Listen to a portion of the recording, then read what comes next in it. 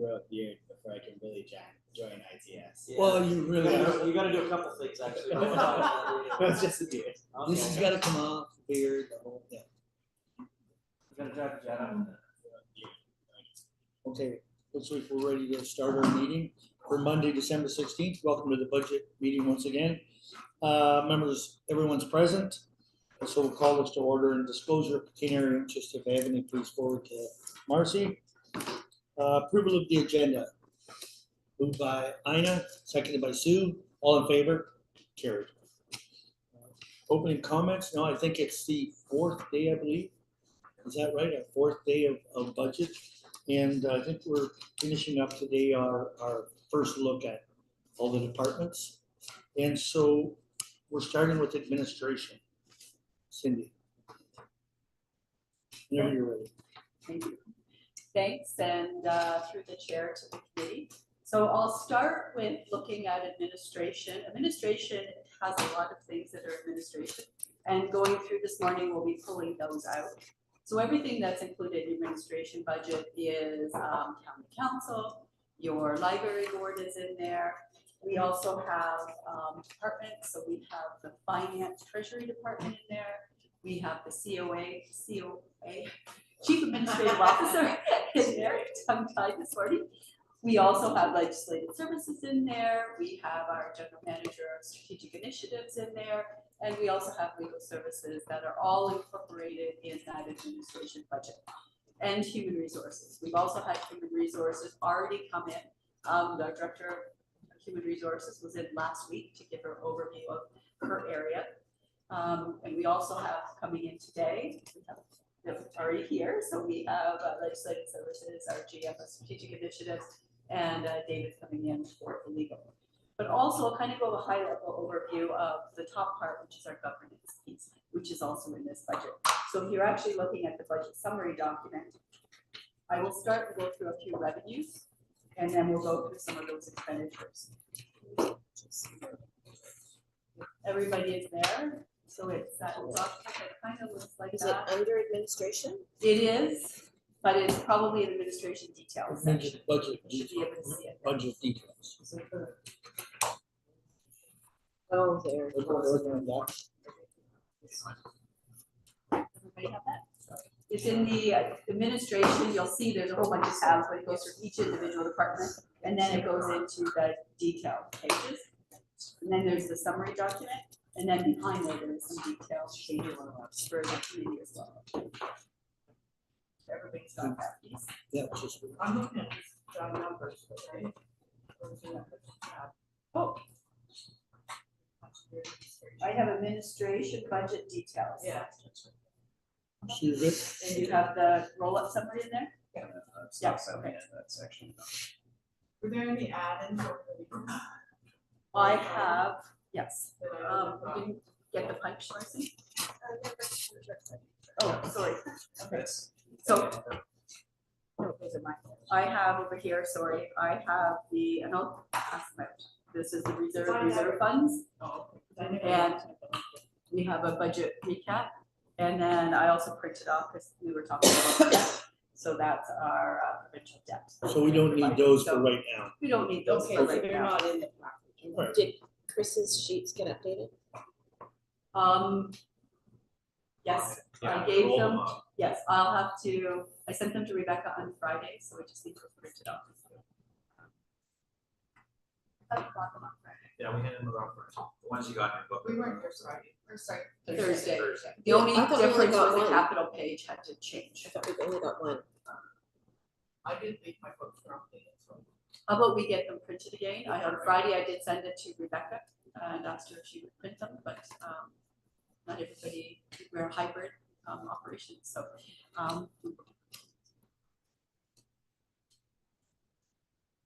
And then when we have a break, I'll hand you out these pages. Came in and printed them off last night, so. Okay, so we will go through and we'll start with revenue. So of course, we talk about the county of Middlesex and the revenue, what that looks like. We'll come back to that at the end when you go through all the departments, because it's broken down by obviously many different things.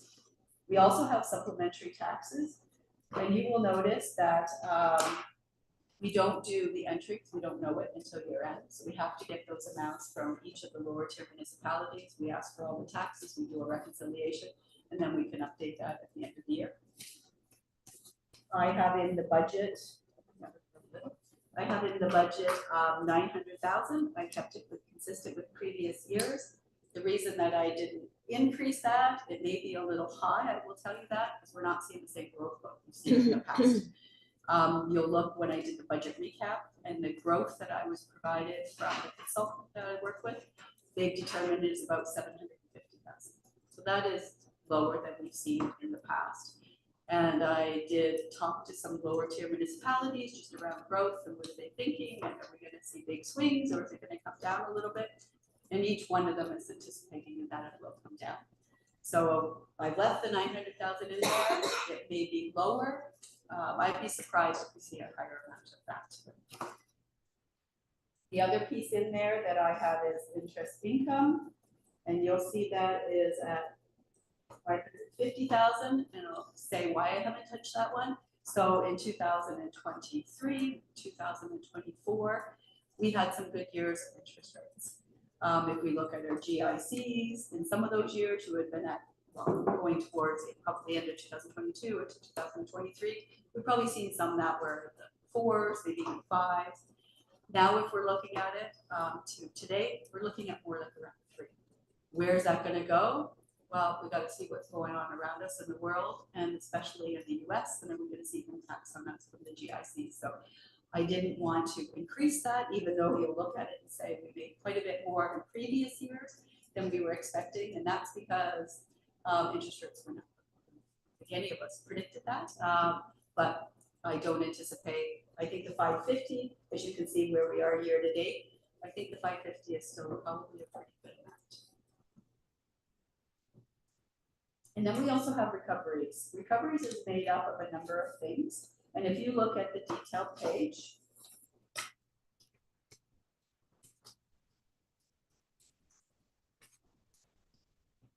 it is number 3.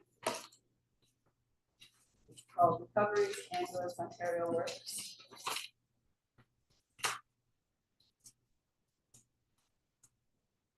Sorry, that's the right one. Yep, that is the one. So we have, and you'll hear a little bit about that when legal comes in here. So we have the recovery from the lower tier municipalities. And I've had a lot of conversation with David, who is our director of legal services, about that amount. And does he still believe that's a good amount? If he could obtain it? And his answer was yes. So we need to talk to you a little bit about that. So that's 196,000. We have recoveries from the lodge. We talked about that very briefly, but we talked about in the finance area and payroll. We do support services for our lodge, so that's where that funding comes from. We also have funding in there for our land ambulance, and very similar to the lodge, we have human resources, we do shared services, we do payroll shared services, we do finance shared services, and the CIO, there's some shared services as well. So that number has increased a little bit. We also have a dedicated financial person that supports them, as well as some human resources. And then there's a little bit on the bottom there, and that's for payroll, because we do payroll for one of our lower tier municipalities. The next piece that we have is rent facilities. And if you look, there'll be a backup for that.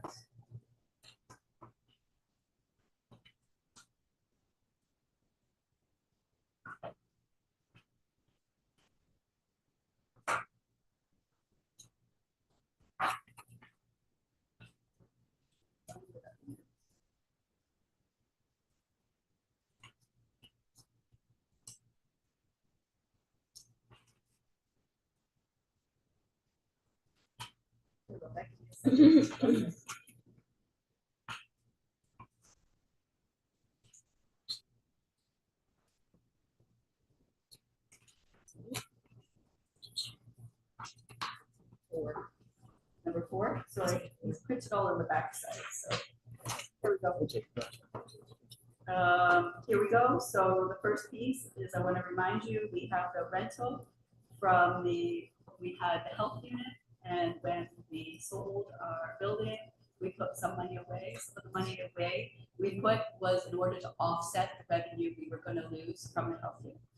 So we had originally put aside 400,000 over a 20-year period.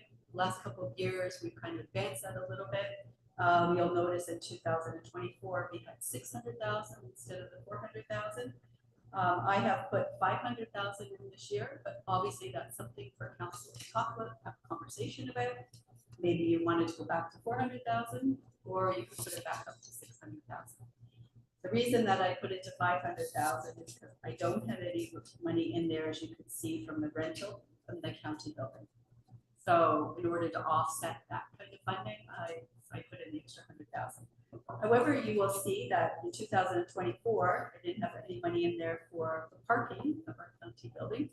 However, the gates are now fixed and we do have individuals coming in here. I know I was in here last night.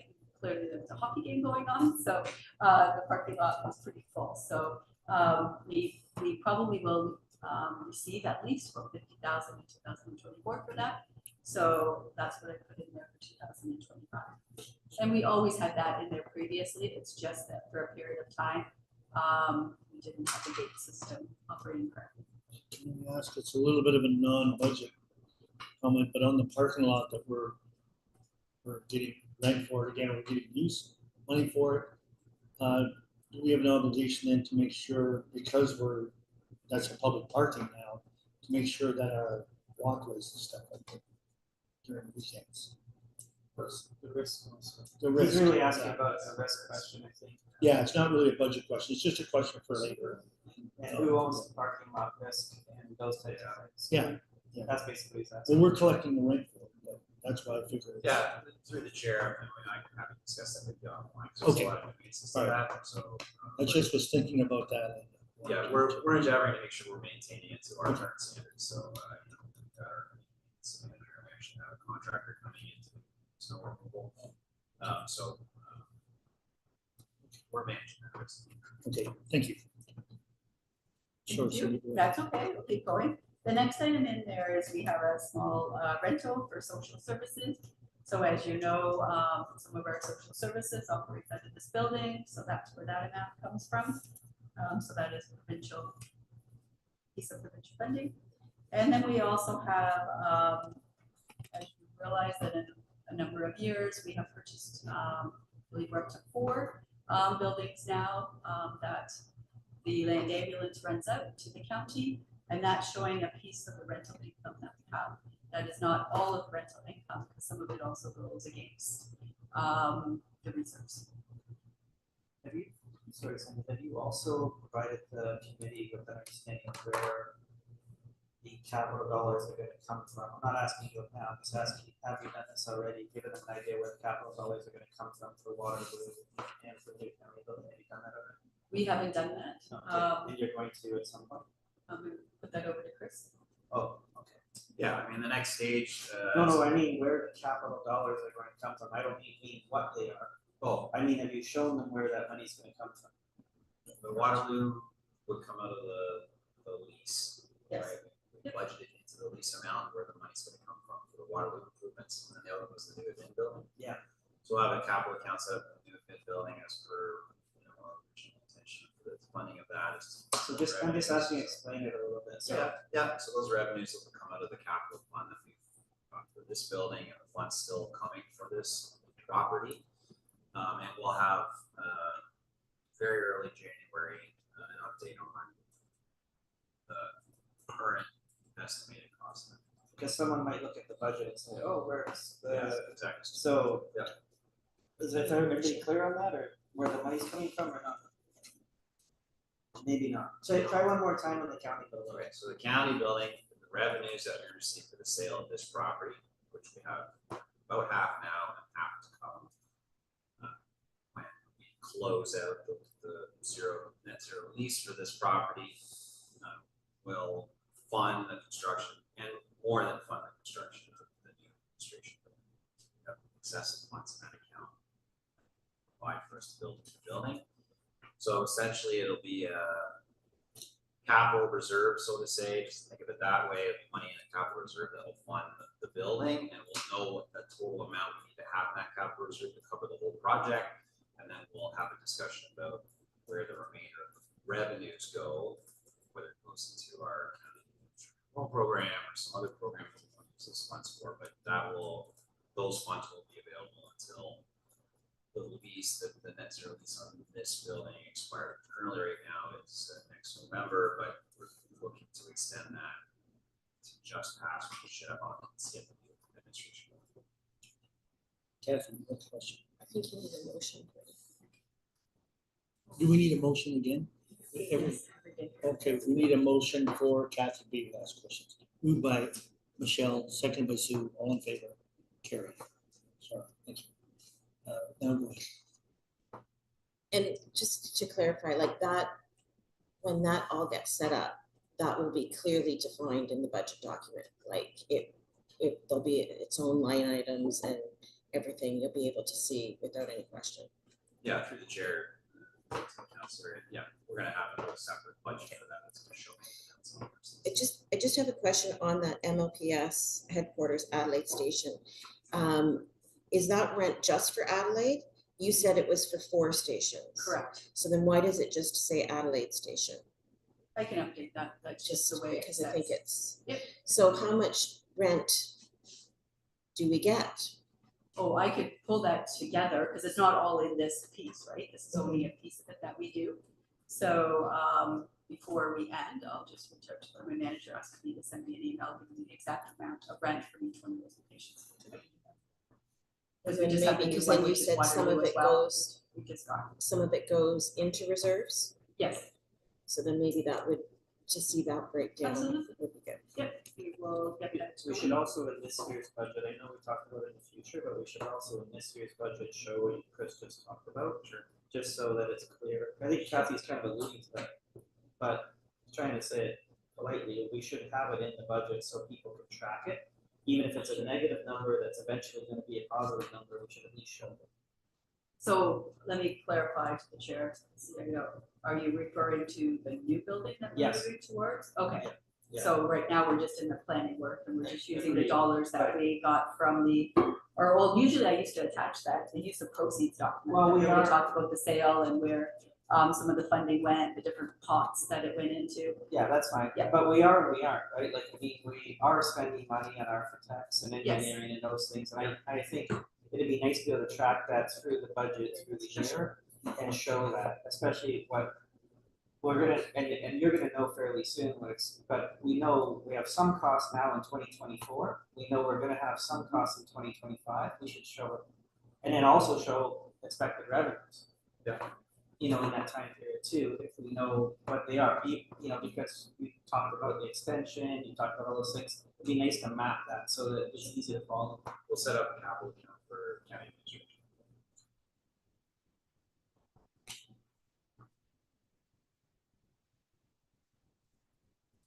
Before I continue on, any other questions regarding that? So we'll get back on those amounts. Okay. Not seeing any right now.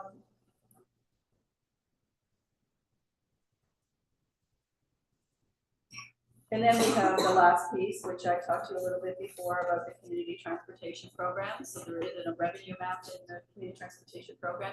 Later on, you're also going to see that there's an expense account. Those really match because that is a provincial program.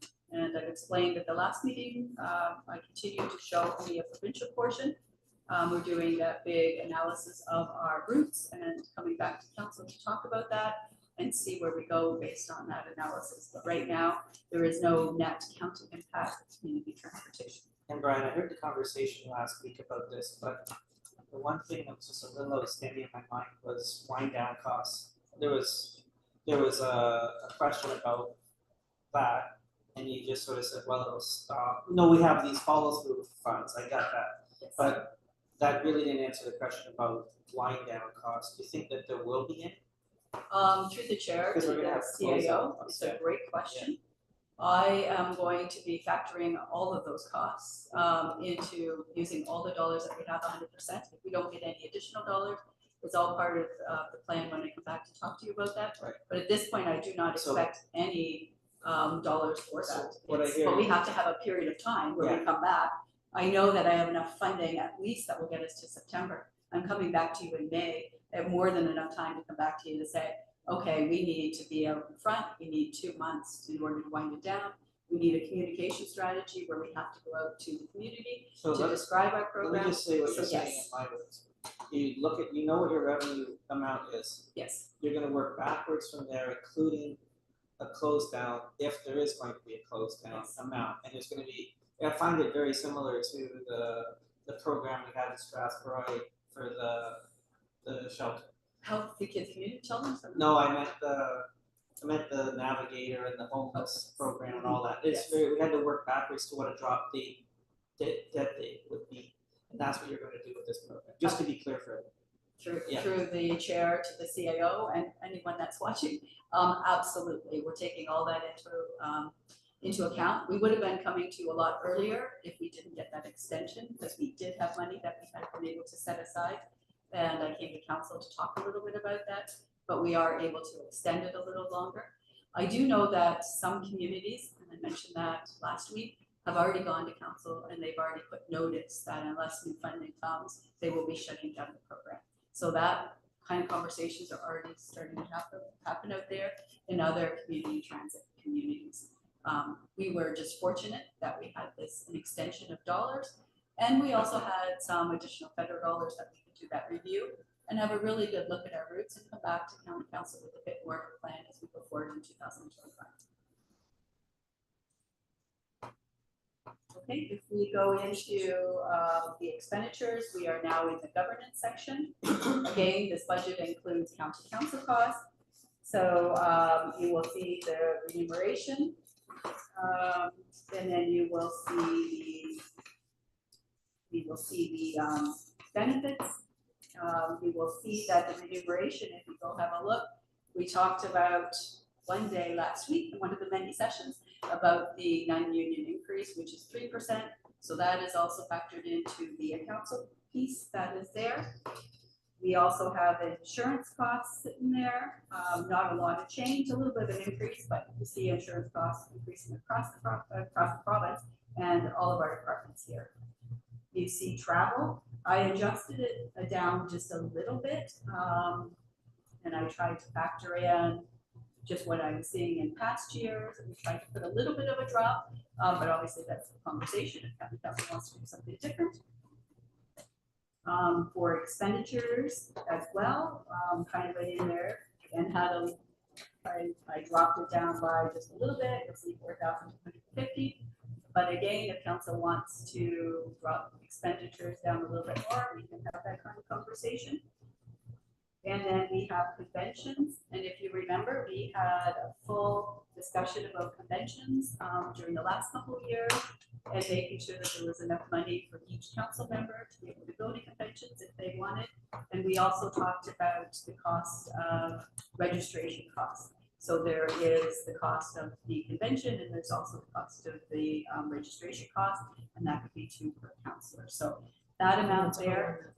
Yes, it takes into account all of that to make sure everybody has an opportunity to go to conventions, and that's based on conversations that I was asked in previous, and make sure we put it out in the budget. So that's registration and the convention Yes, conference expenses. yes. Okay, I'll note that. Okay. And then we also have memberships. So we have a number of memberships. I know this year we did the new business cases, and one of them was SCORE.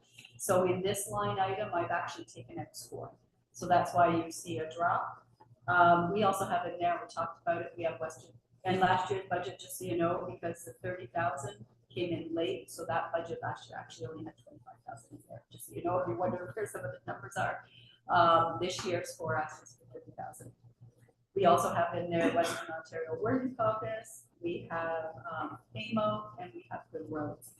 So some of those invoices are coming in and the increases are in there, but I will say there is still a couple of memberships out there where I haven't got any new rates, so I just set them flat. They're really not going up by a lot year by year, so that's what's factored into there. And of course, we have the special events, and that comes in at 16,000. Not a big change from the previous year. Anybody have any Michelle, questions before we go to library board? I just wasn't sure what's included in special events. So if you go to the, Okay, sorry. Long service awards, we want to, yes, to the singer council, the play.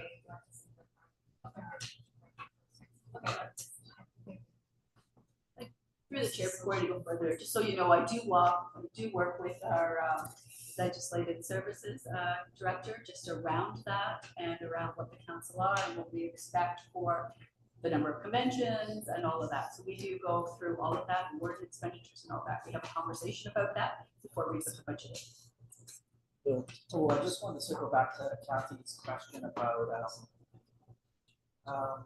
she asked a question about MLPs rents.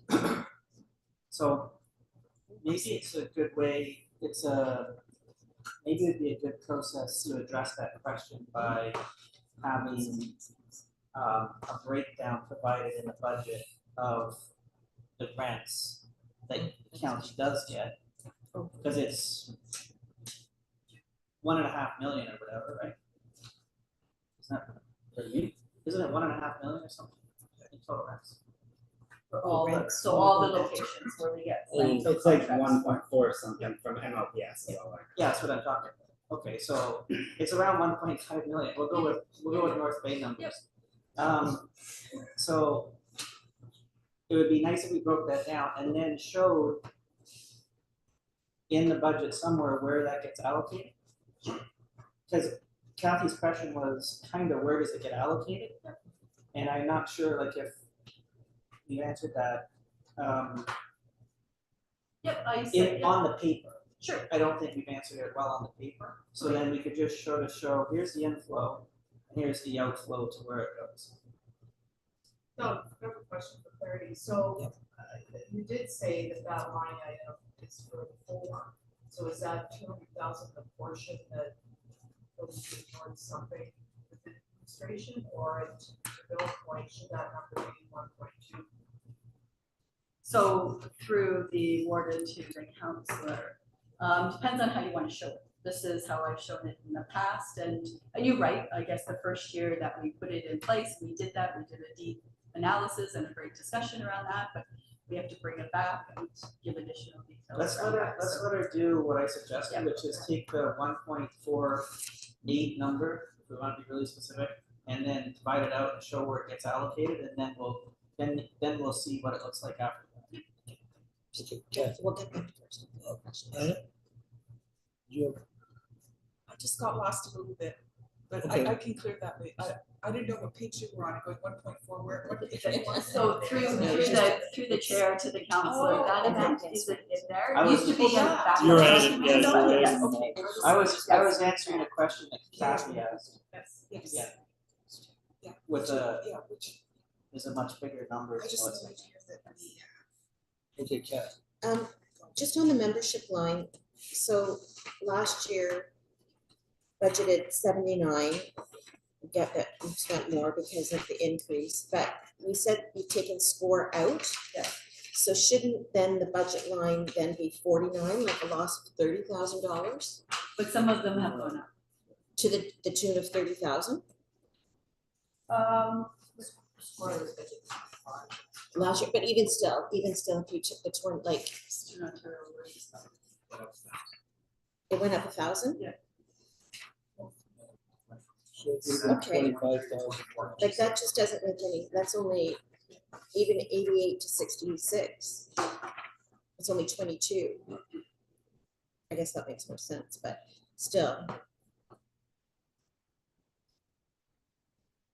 But everything's. Everything is in there. Yep, everything went up, your AMO costs, your Western Ontario Works costs. And the score was 25,000 last year. It was only 25,000. And now you were raising it to 30. They did last year, but we got Right. the announcement late. and so So I then, didn't so adjust that budget takes for it to then 84, and then the other ones went up another 4,000 that you didn't account for in 2024. Well, let me get back to you exactly for every single one, sorry, I believe got the budget background that's here, but I will get back on every single membership. And then what are the benefits for council? Great question.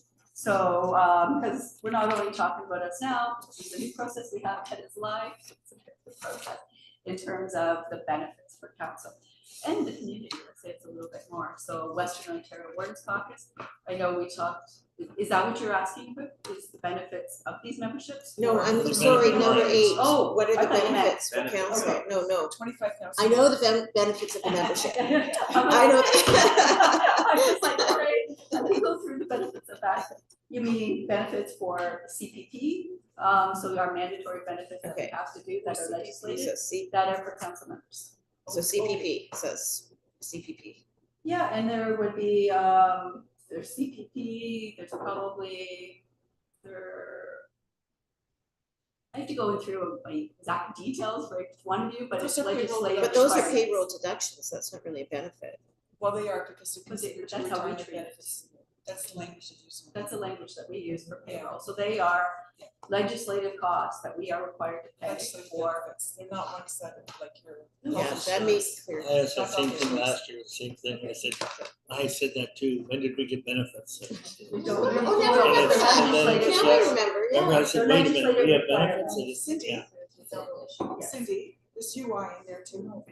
Should be, yes. Yeah, okay, so Anyway, yeah, those are the two standard ones, and then sometimes there's like health, but we don't have that one. Yeah, no, I do call it legislative benefits, so it's that. a little, it's a Members of little the like public deceiving. don't- Yes, for the Think public, that why we're don't the we public. getting why don't actual we just- why don't we benefits, just like call we it don't get deductions? owners, we don't get. Or like, benefits and deductions. because if you- Sure. Well, it's just, you it's just, might think, We just call it payroll benefits. okay, Yeah. But what I don't get. Yes, is- we could do that. Are you Change showing the this, language for you if you choose. in this remuneration, are you double pulling, like, so you're accounting for that, but then with the pension, that's a source of deduction. So it comes off of the remuneration, so are we double mhm. counted it? No, we haven't. So you pulled the Yes. benefits out of that remuneration number. Yes, they're separate. We don't show salary and benefits in one line, we show them separately. So in your So what remuneration was- is your did you salary reconcile? line.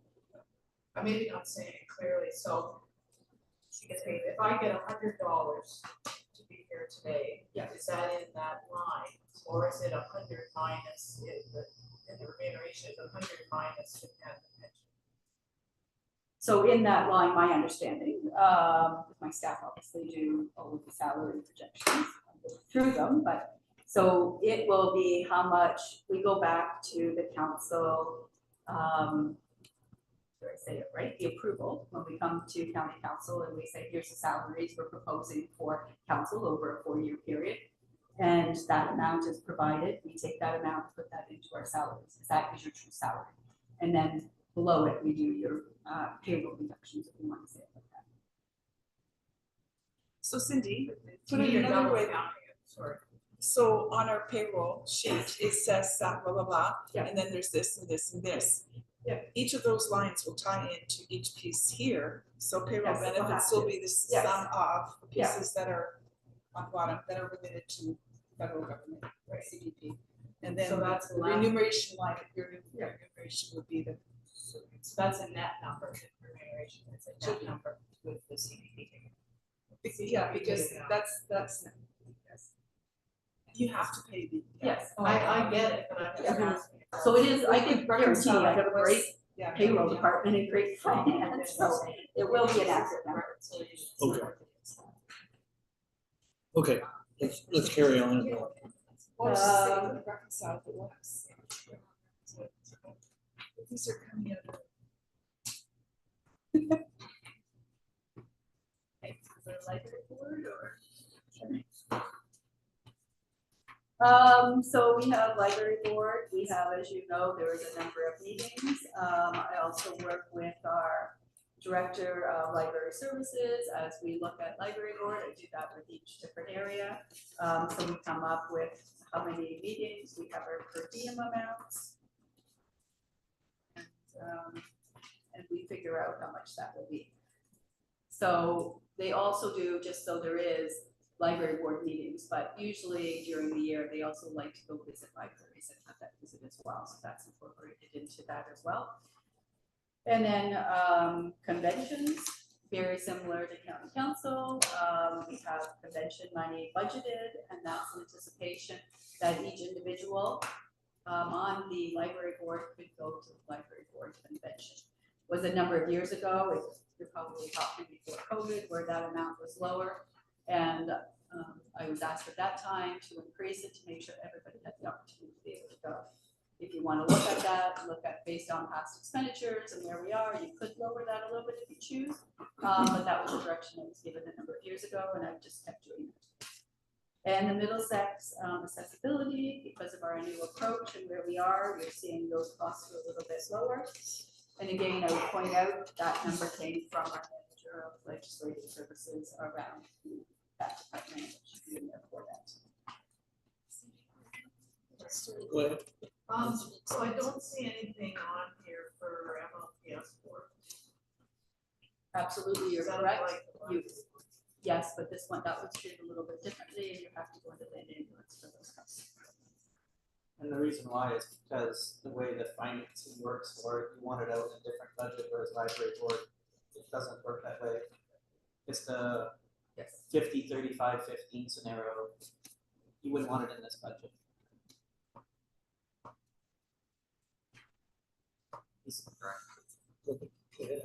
I wanted to ask about the library board conventions plural. What are the other conventions? So, sorry, well, for the most part, it is only the library conference that Oh, the other- everybody goes to every okay. year. Not saying that they couldn't have it, so sometimes there is other events that go and they can come forward and ask to go to a different conference or event, but traditionally, it's just the major library.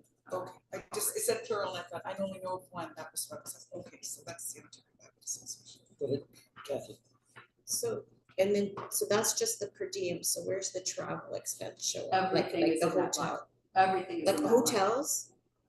The hotel is in that per diem line, Yeah, like everything's for in the, that line. for the conference? Yeah, everything's in there.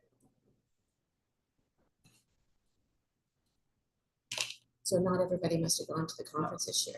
No, not everybody goes, no. And then we also have the warden, and the warden's costs are gonna be shown So the in here as well. warden's library costs go on the warden's budget line? Yes. Yeah, always has been. We have to keep track of it. No, So, everybody still no, I supports can report back to you. It can be a long one. Not a who stayed for Saturday. It was one of Saturday. Anything else on the library? Nothing else, let's carry it.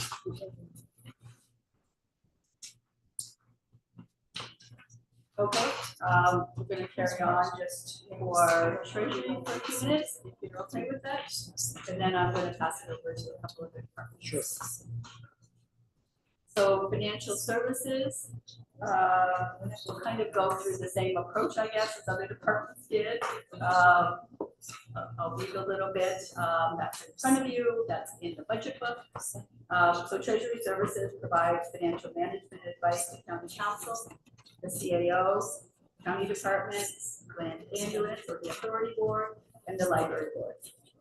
It develops innovative approaches and initiatives in the areas of strategic financial planning, budgeting and forecasting, tax policy, we do in March, financial policies and risk management, payroll and pension administration. So that is our owners.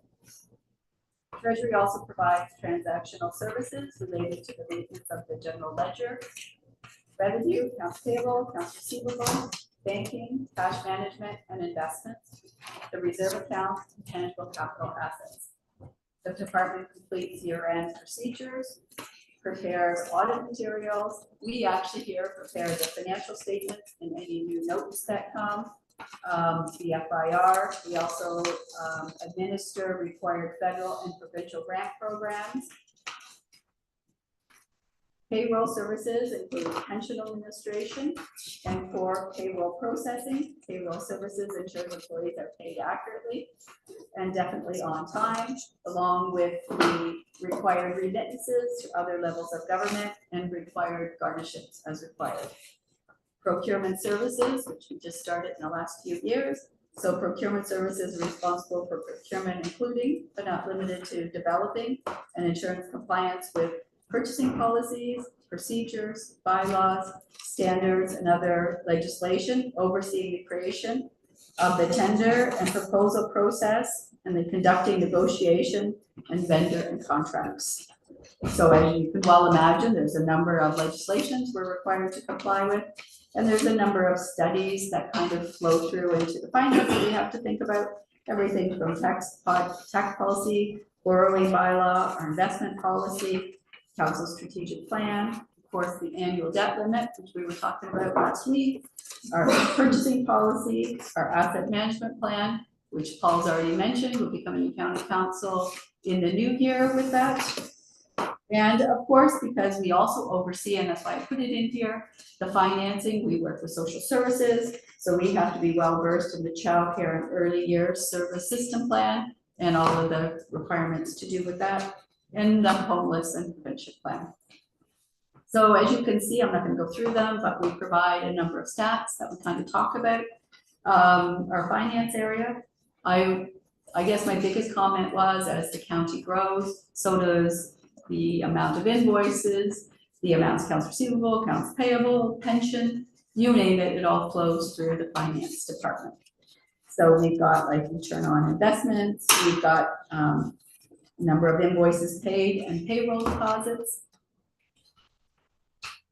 And I'm going to turn to the next one that talks about, and which was added last year, which talks about the difference between discretionary and non-discretionary. And as you can see, for the most part, finance would be considered to be a non-discretionary department, because you need to have finance.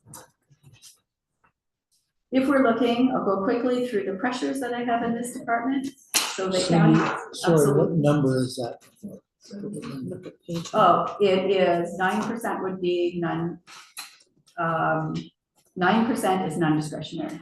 The rest is. No, sorry, what page Oh. number is that? So I'm on What? page 33, and if you look at your tabs, it was called Finance Department. Okay.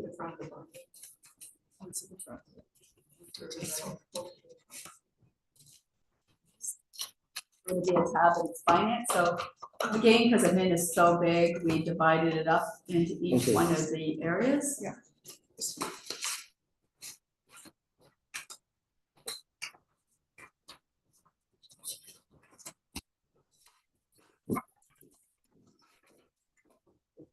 You would find it, Brian, or- I'm working on it. We'll give you a second. You know this front. Treasury. Yeah, okay. It's just. And then you're gonna need those for each one of the other department heads. Yeah, that's just a discussion. Okay, everybody there? Am I okay? Okay, so pressures. So the first one, I would say that, which we just talked about previously, but the county includes a number of complex business areas that are responsible for a wide range of services. Treasury supports all of these business areas. These areas and services include transportation, planning, library, economic development, and legislative service areas such as our long-term care, paramedic services, and all social services. The county receives funding from both the federal and provincial government and is required to complete these kind of reportings. The required reporting has become more complex, rigorous, and including data gathering, data input, and analysis. Deadlines are required to be met, which may be quarterly, yearly, or on a required basis. So I mentioned, I know in the past, we talked a little bit more about that, as when COVID came along, there was definitely a lot more work that was associated with COVID, and if I think of long-term care, we got a lot more money during that period, which was great to support our most vulnerable. But also with that comes reporting back to the province. The county has also been growing over the past few years. As the county grows, so does the need for additional programs, services, and staff. Treasury's workload has also increased, whether it's invoicing, investments, tax policy, financial support, legislation, budget, etc. Payroll services is posting payroll for an increasing number of complex workforce. More employees are participating in the owner's pension plan when we had that change, when you could be part-time for the pension. And more administration is needed for processing staff leaves and retirements. The owner's pension and year-end functions add to the complexity of the payroll management processes. We also have more financial management is required to administer the revised county loan program. And I can say, which is absolutely great news, is this year we're starting to hear from our lower tier municipalities about the loan program. And I think at least 4 different municipalities have already reached out to us and inquired about the loan program. So I think that is great news. The implementation of the new financial strategies to deal with county financial pressures. We talked about asset management, but we'll be talking a bit more of that with council in the following year. Development charges and debt strategy. And then also responsible for the magnitude of risks that affect the finances of the corporation, including provincial funding reductions of changes, unplanned initiatives requiring funding, development and population growth, increased inflation causing price increases beyond anticipated levels, economic impacts, asset management funding levels, indefinite deferral of property tax reassessment. We won't go there, but we probably could have hours of conversation around that and the impacts to the county. And of course, future collective agreements, interest arbitration settlements, and pay equity settlements, because of course they have an impact on finance and our payroll department. I guess if I turn to a couple opportunities that we have there. So we have the ongoing modifications to the new payroll software. So our payroll software UKG has been implemented.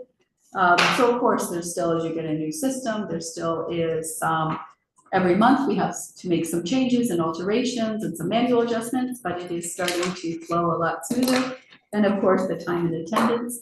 If you want additional information for that, I refer that over to Paul, because he's in charge of that process. So time and attendance is both at Land Ambulance and at the lodge, where we have a great number of staff. And then we're just learning, we've implemented the system in the next year or 2 years. That's when you start to get the benefit of the system and utilize why you get large systems like that and the benefits to the system. And it's not only from administration's point of view, but it's also for staff and the benefits for staff for a system like this.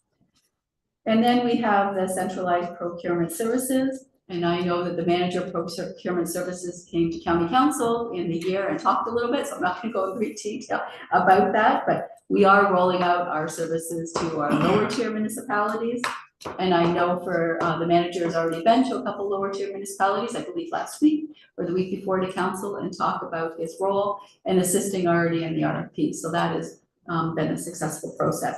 I put in there the numbers. So we put in there 2005 projected, and we put in there the 39 to 132. Obviously, I have a large range because that depends on how many municipalities the procurement area works with. But 39 would be the low end, and that would just be the county on its own.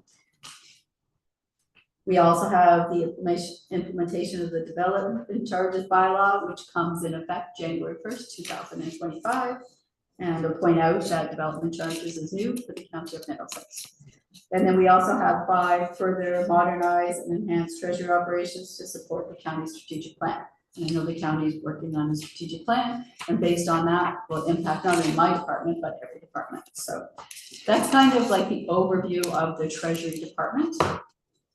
When you look at treasury, if you go to the detailed breakdown, which we already looked at for council and governance, you will also see the departments. You will see it rolled up, but there are some areas that are separated out.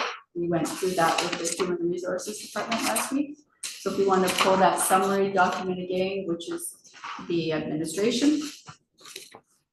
So you will see we roll up the salaries, we roll up the benefits. We talked about the salary benefit contingency last week when we were talking with the HR director.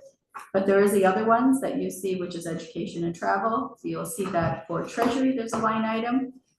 And you will notice that we didn't have any change from 2025 to 2024 for that.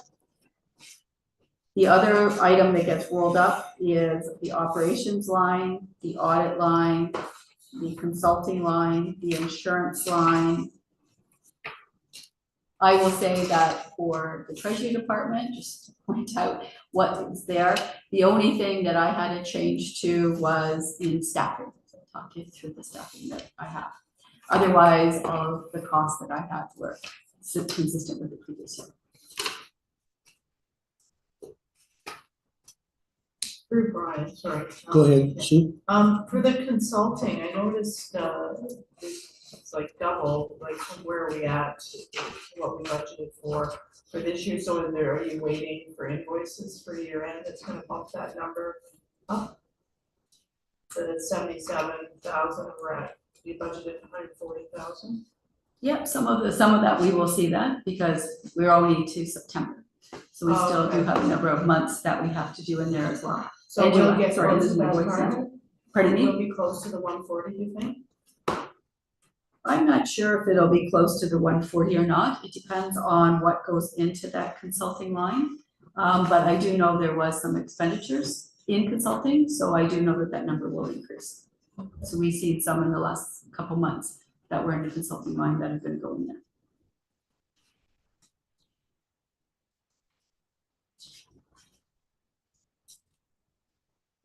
I know, for example, like in Treasury, I use municipal tax experts. So that would be an amount that's in the consulting line. So that's an example of one of the things that would be in the So consulting line for my department. the strat plan people that were required, is that in there too, or does that show up somewhere else? That wouldn't be. I'm gonna put that over to our general manager. Do you? No, that's not included in the 2024 budget. You'd have external legal costs in there though. In that particular line item, I think. Oh, yes, definitely when David comes, he will talk about his No, line I'm not item. talking about, Okay, I'm not talking about internal legal costs, I'm talking about legal consulting costs. Yeah.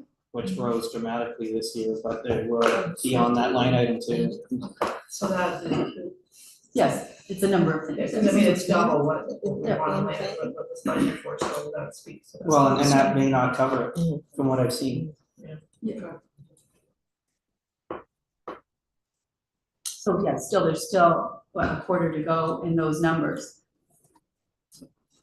So anyway, so back to the finance department, take us back there. And in that number, I will tell you what I have that increases the salaries line in there. So in 2024, I have a payroll clerk that we put in there. So the full cost is actually in 2025. If you want to go into a bit more detail on that, I probably have to go into closed session to talk a little bit about that one. And I also have in there a little bit of the difference for the business financial analyst that supports land ambulance. And I had it in there as a business financial analyst, and I'm moving it to, or propose is to move it to a financial analyst, so then I can post it at that. So that's a very slight increase. It's only about 20,000 for the most part. That position actually is funded by land ambulance. So, but when you're looking at, yes, if you're looking at the gross amount, you see that, right? But if I show you the revenue, you're not seeing that. So all of a sudden, if you're just looking at the salaries, you see an increase. There's an offset that comes from Under the for the recovery lodge, side. or if it's coming from land ambulance. Right. The salary line's not netted. You have to put those two together to see that. So, but I'm going to explain how it's got some increases. And we did, for the revenue line, thinking about that, for the lodge, we did charge back a little bit more for the lodge for my financial analyst, because we're finding that the financial analyst is almost solely doing work for the lodge. That's how much volume is involved now in provincial reporting and budgeting for the lodge. As it has grown, as we talked about, the increase in staff, the increase in funding from them, and the legislative changes with the additional hours that they're required to do. So there's a lot more work associated with that. Just your comment about going in camera, if the committee wants, when we're done with the presentations, if there's questions to go in camera for, we can do that maybe at the end, like, see, we have 3 reports here. You gotta go in camera anyways to talk about legislative services and legal anyways, right? Wasn't that the plan? Yes. Yeah, okay, So so then- we can do that though at the end of this report, Yeah. then, Yes. right? Then we could just in camera. We can jump out and you can just ask for whoever you want that. Okay, Yes. all right, perfect. Okay. Okay. And I didn't mean right now. No. I'm I sorry. see, Oh. yes. Okay. Mr. Chairman, I'll be back. okay, we also have the finance supervisor, which was in the budget last year. If you remember the discussions I had for a full-time position all year last year. Through discussions, we agreed that we'd only put it in for half of the year last year. Just due to timing and circumstances, I wasn't able to hire that position last year. So I do still have that in there at a full year. So this budget is seeing the impact of, since it's a 6 months, it's a 12-month impact for that. So roughly about 60,000 would be the impact for that. And then, of course, we've talked about this everywhere. It also includes grid movement, and it also includes the compensation review and those impacts.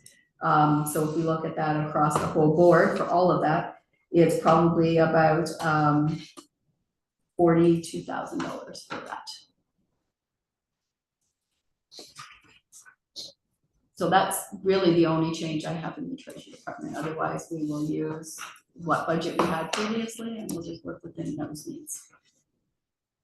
So I can answer any questions, Any questions on that? and we'll go into the Michelle. budget line item. The new payroll, Yes. is that in addition to the complement, how many would you have already? So I have, that person is already here. So I have 4 payroll individuals. So we do, so to be clear, we do payroll for land ambulance. We do payroll for the lodge. We do payroll for all of county council. We do payroll for the library. And we do 1 lower tier municipality for our payroll. Does the new system, does it, then systems work differently, so I'm just wondering, sometimes systems kind of place more of the work on the manager position so that then there isn't a need for as many payroll clerks. Do you see that at all, or? So we'll get into a little bit of that discussion when we go to our closed session, if I can answer it that way for the chair. However, we're in the first years of our payroll conversion. So we also have one that's a bit more dedicated to helping out with that conversion and helping the team around the time and attendance piece as well, and figuring and writing some policies and making sure everything gets documented really well. I know when you originally implement a system, you're just getting it implemented, then you kind of have to go back and say, did we document all those processes? So if you have a change in staff members, they can just jump in and be able to do the job with some training. And we want to, and then I guess the other big piece is we do the owners. So that doesn't change. And that work is getting increasing and definitely more complex. If I look toward land ambulance, and when we talk about individuals and people on their leave, we still have to do all that work. There's a lot of work to do with their leave. And we have, those numbers are growing and growing quite a bit in some of our departments. Not just, well, yeah, growing by quite a bit is a bit of an understatement, Yes, actually. it is, but Yeah. yes. It's been incredible. It's been a bit of an exponential growth on dealing with those, and they do take quite a bit of time. We can explain why that's happening and how it's happening if you want to get into the detail of it, but the number of those requests, I think the volume has just dramatically increased. Absolutely. And it takes a lot of time, and we're trying to centralize, if that's probably a good way to say it, centralize those functions. We have experts. So you don't have somebody doing OMERS in some different departments, and we've kind of centralized that over the last couple of years. So you do have experts. So when you're doing this complex work, you have individuals that know what they're doing, and they can just start going through them.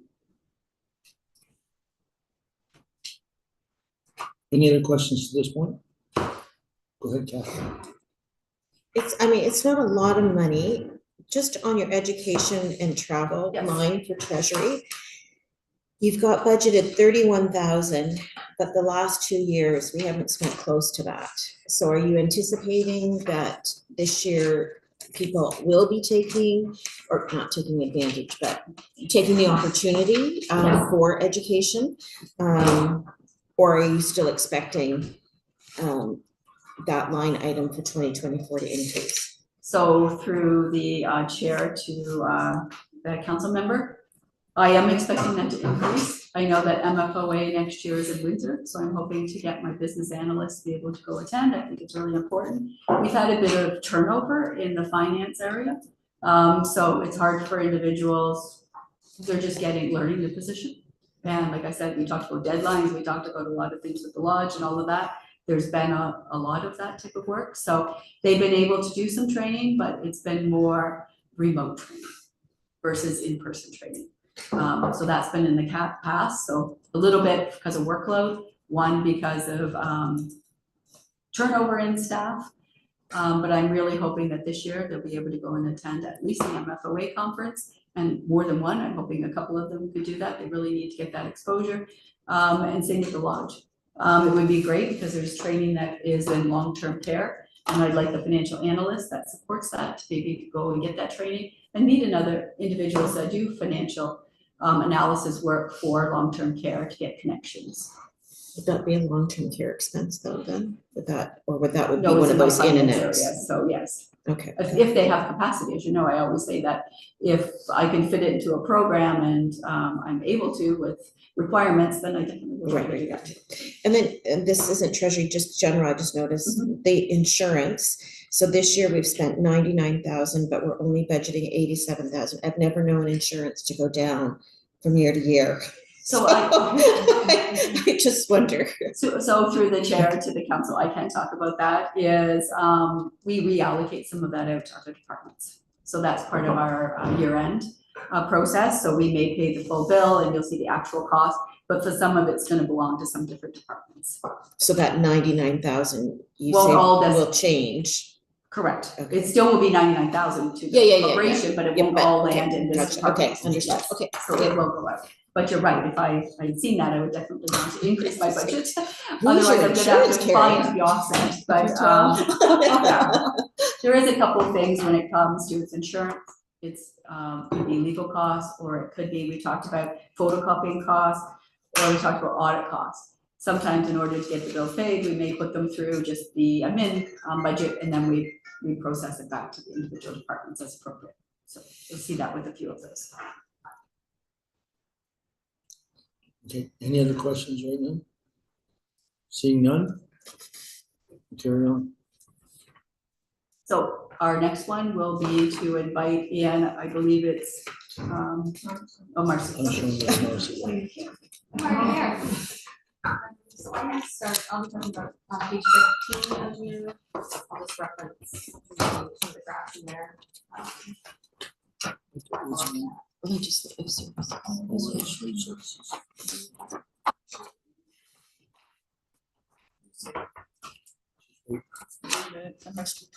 Right near the very front.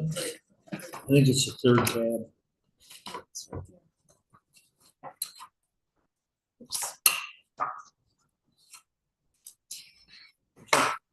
All right, So legislative services is still a relatively new department. It was created in 2021 and has continued to evolve over the past 3 years, with both myself and Paul helping to shape that evolution. In terms of responsibilities, we are responsible for a number of areas, including council and committee support, records management, privacy information, accessibility, corporate communications, advocacy, and events. In terms of pressures on the department, the first one listed there is resource allocation. Changes to staffing levels over the past 2 years have required us to strategically manage workload and at times prioritize legislative functions over non-legislative responsibilities. So sometimes that means we have to prioritize an agenda deadline over a social media post, but you'll see in the graphs there that we are continuing to trend in the right direction with our communications efforts, the exception being social media reach. But we have some new ideas for different campaigns next year that we think will help to increase that reach. And this is also something that is dictated to a degree by what other departments are doing. So we know with the OPA potentially coming in 2025, we will have more widespread engagement as we push out communications.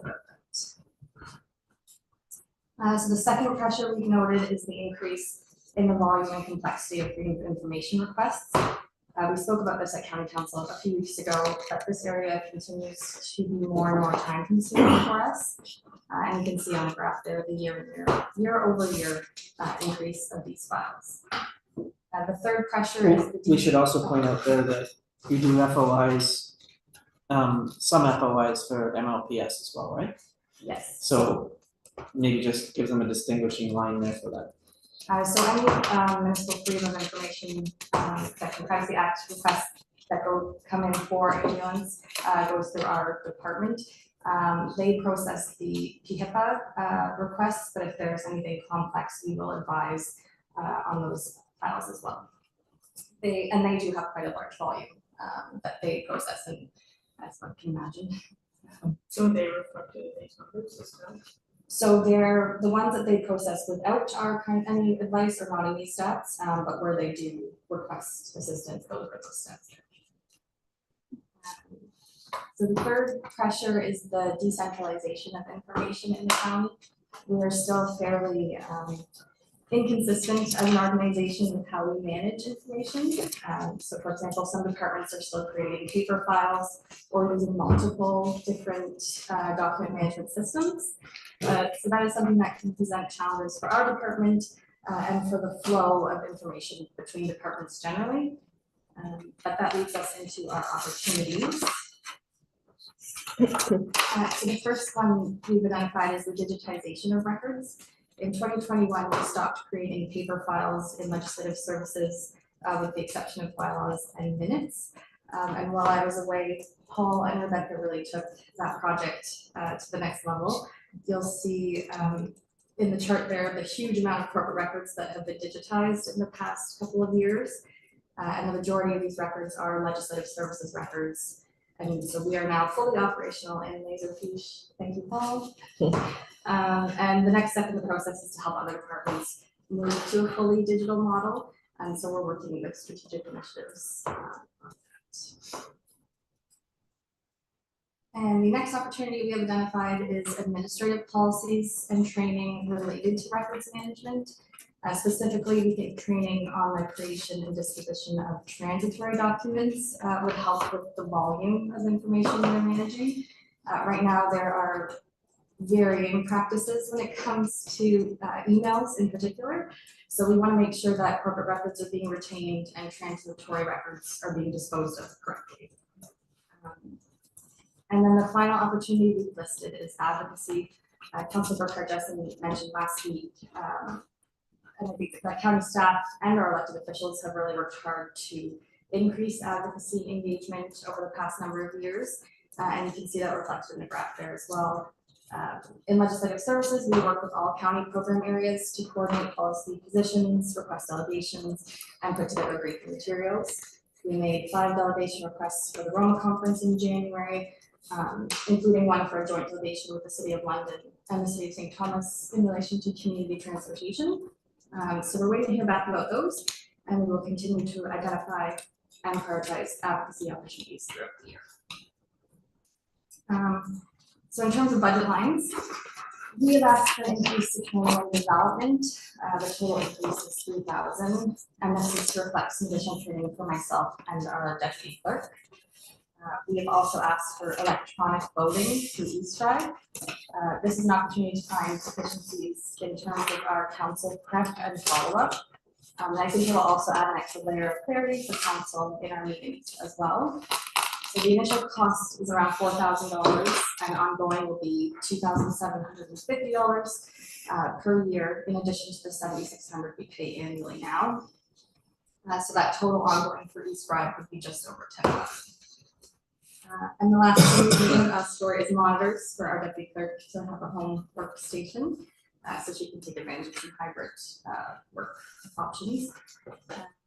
So yes, we're not requesting a lot this year. I do anticipate needing to revisit staffing levels at some point in the near term, but that has not been included in this budget, and that's something I can speak to more in a closed session where we have questions about that. You wanted to lower them, the staffing levels? I haven't heard that either. It's like insurance. Yeah, okay. Any other questions? Go ahead, Michelle. Just the inscribed voting, so this would require all members of council to be on inscribed during the meeting, facing our vote that way as opposed to. And so we think that would really be helpful for us in terms of like all the things we have to go in and manually do after a meeting, and just then everyone knows the motions, it's right in front of them, they're reading it, and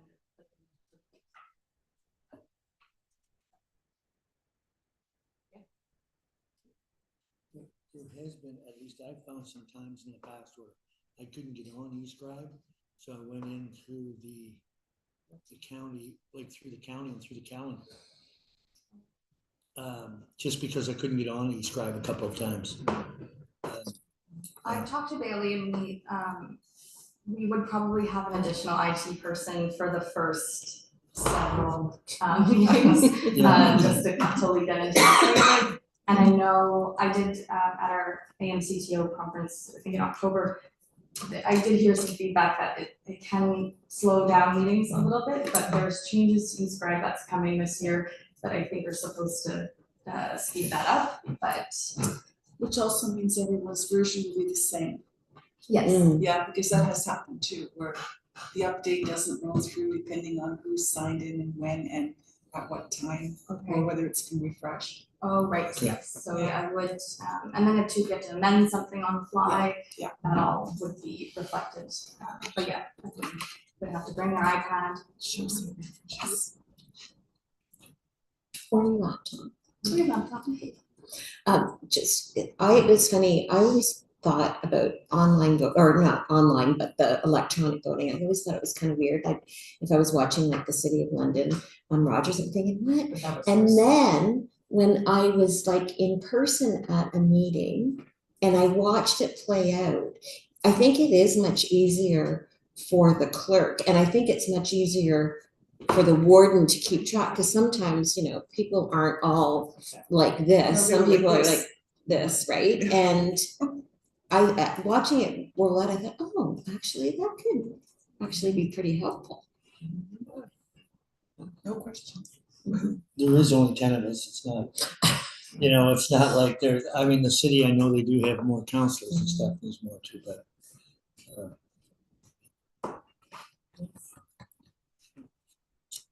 Any other questions?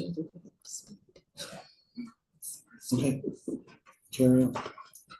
Thank you. So our next up is David, in charge of legal services. So David, if you can kind of walk through your budget highlights for the budget committee.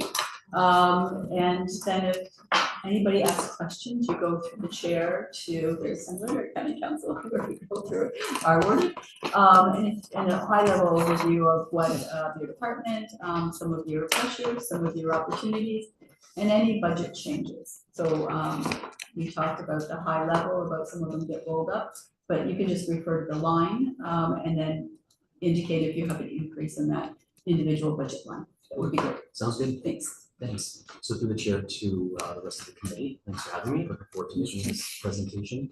Since it's the first time you're all seeing me here, I'm just going to start with a high level overview of the legal department quickly. So the county legal does provide, of course, in-house legal services to the county of Middlesex and the 8 local municipalities. It's a really unique structure. Only a couple municipalities in Ontario that share the same model.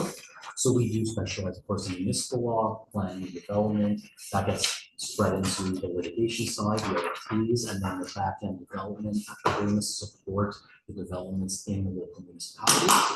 And then we do construction litigation, commercial law, just general contract review, and bylaw enforcement. We assist bylaw officers through every stage of the court proceeding, from the beginning, early onset of the issue, all the way through trial if needed, and then just general litigation systems for the county and municipalities.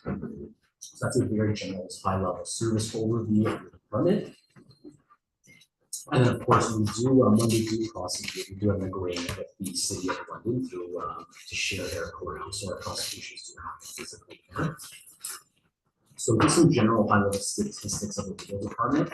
So normally it's a quite reactionary department, but we're trying to modernize the approaches and create some high-level key performance indicators moving forward to actually track our performance, track files, see which municipalities are using a certain type of assistance more than others, and then we can just further tailor our advice that way. So moving forward in 2025, we are using software that we already have in place to monitor basically file management from every municipality. And so we're going to be able to see year over year increase in files and just be able to tailor our assistance that way.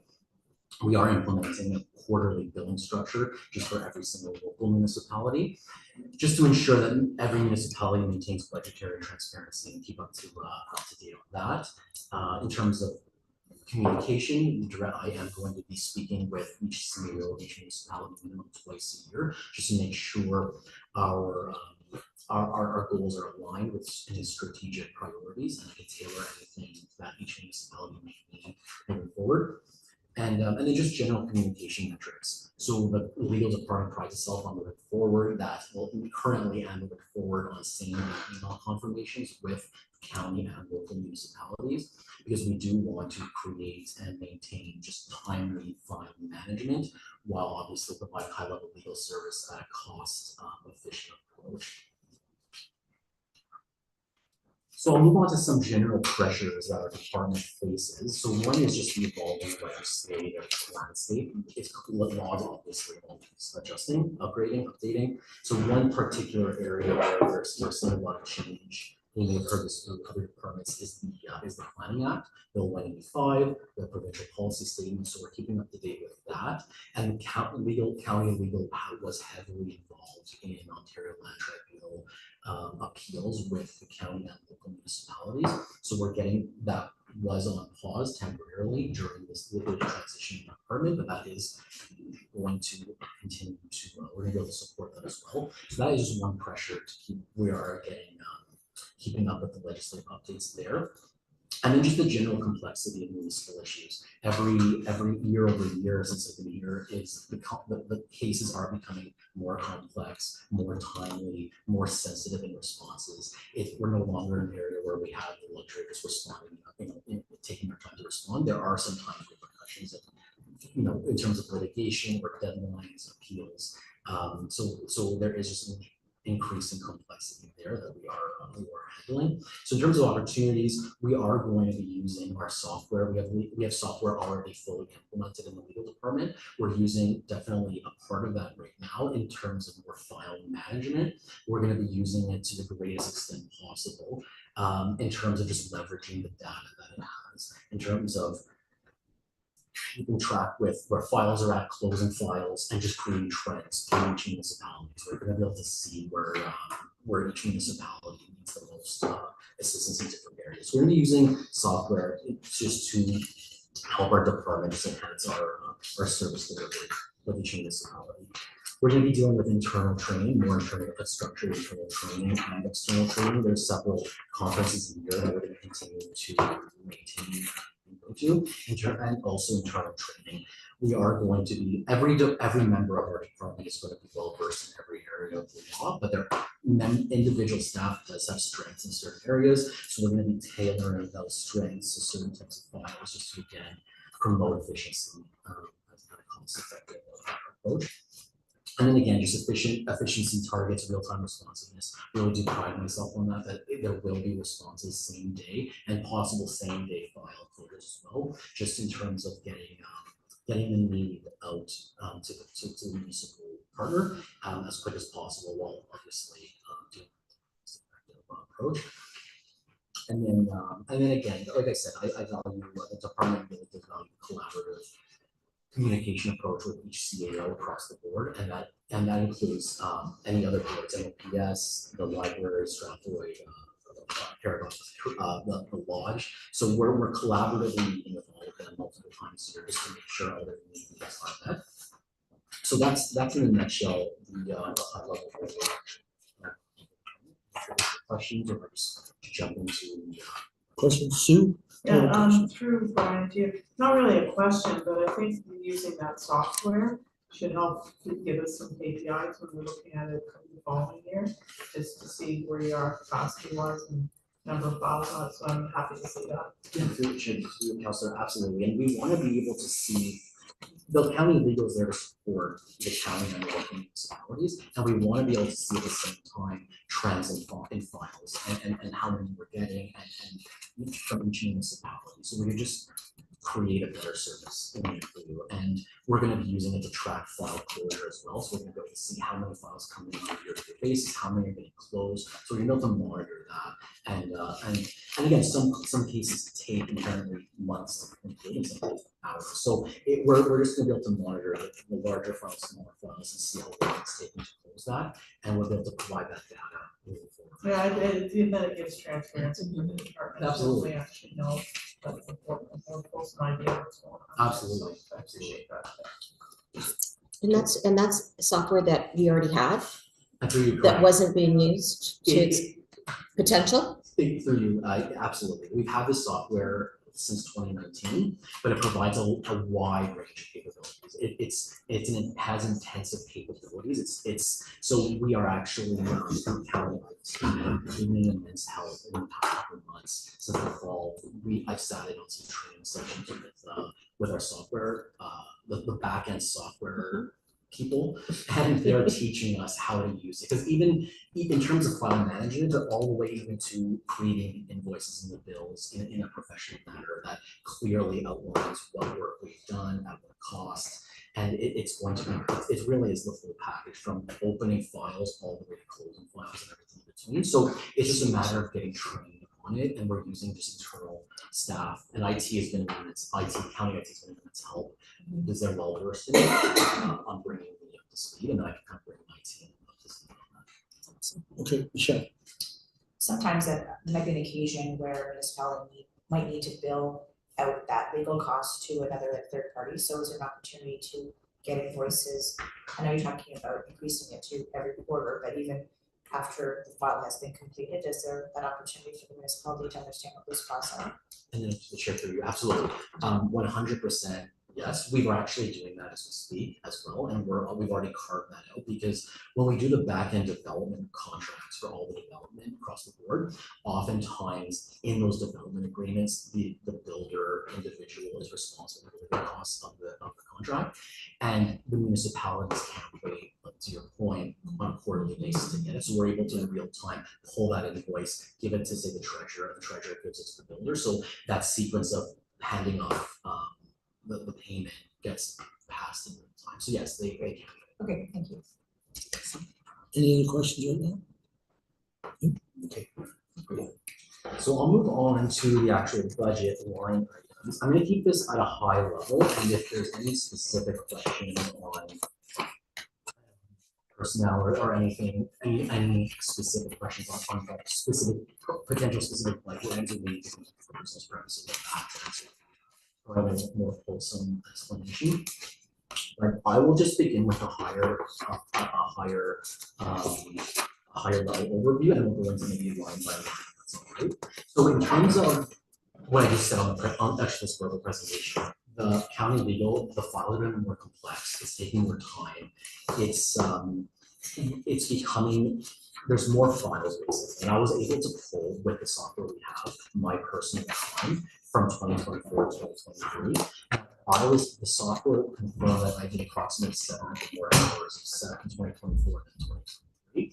So that's just a really quick demonstration to show how much more work there actually is in going on in legal. And then as the years progress year over year, we're able to show the concrete numbers for all staff members to the point where you can pick one person, you'll see exactly generally what they've been doing. But I'm using this more as an example of how much more work there is in legal. So that being said, the amount of hours, the file complexity, and even the potential loose leaves of liability if we don't respond in quick time sometimes, I need to make sure that the department is staffed appropriately to handle the volume. So historically, the department's been a director, senior lawyer, junior lawyer, and one admin staff, so 4 total people. Right now, there's 1 director. We hired a senior lawyer about 2 weeks ago.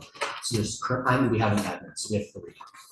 So I guess long story short is my ask in terms of staffing is to hire a paralegal, a municipal paralegal, not a junior lawyer. This is a more, I don't call it a modern approach, but a lot of municipalities, the cities, and even the courthouse across the board are moving into this direction of spreading out different types of legal licenses across the department. So we'll have 2 lawyers, a paralegal, licensed paralegal, and an admin staff.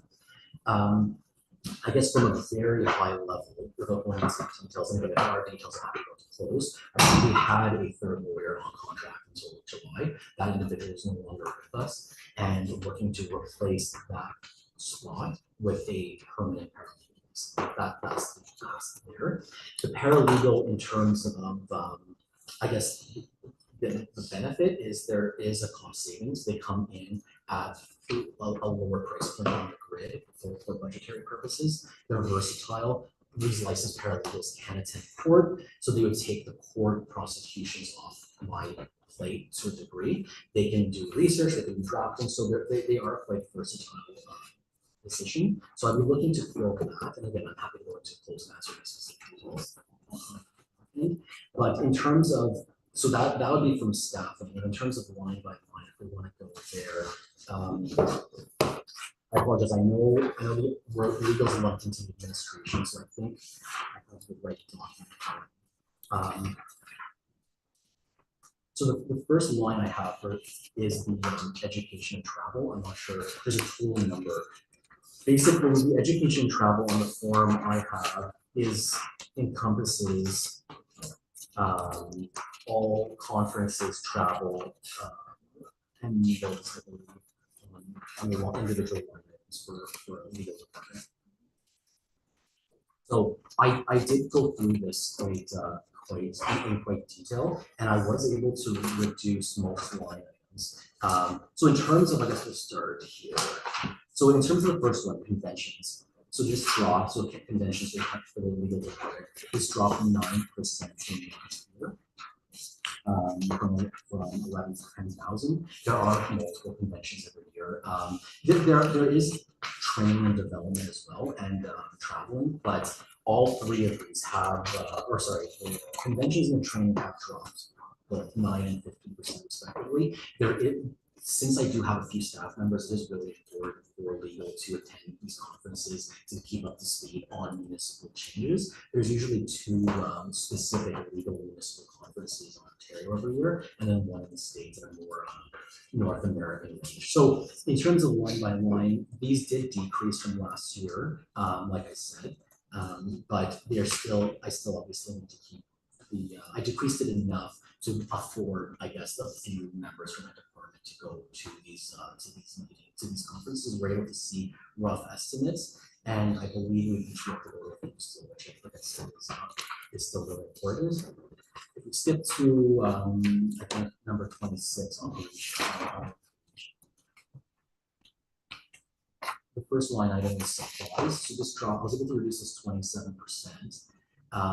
The remaining budget there is still needed in terms of various law textbooks we need to bring sometimes for, when we do file court documents, sometimes we need to bind them and make arrangements for in-person documents. So that's why the remaining budget is what you see at 13,000, but the rest I was able to reduce based on past needs going forward, past textbooks, and I'm able to see the amount we're able to reduce.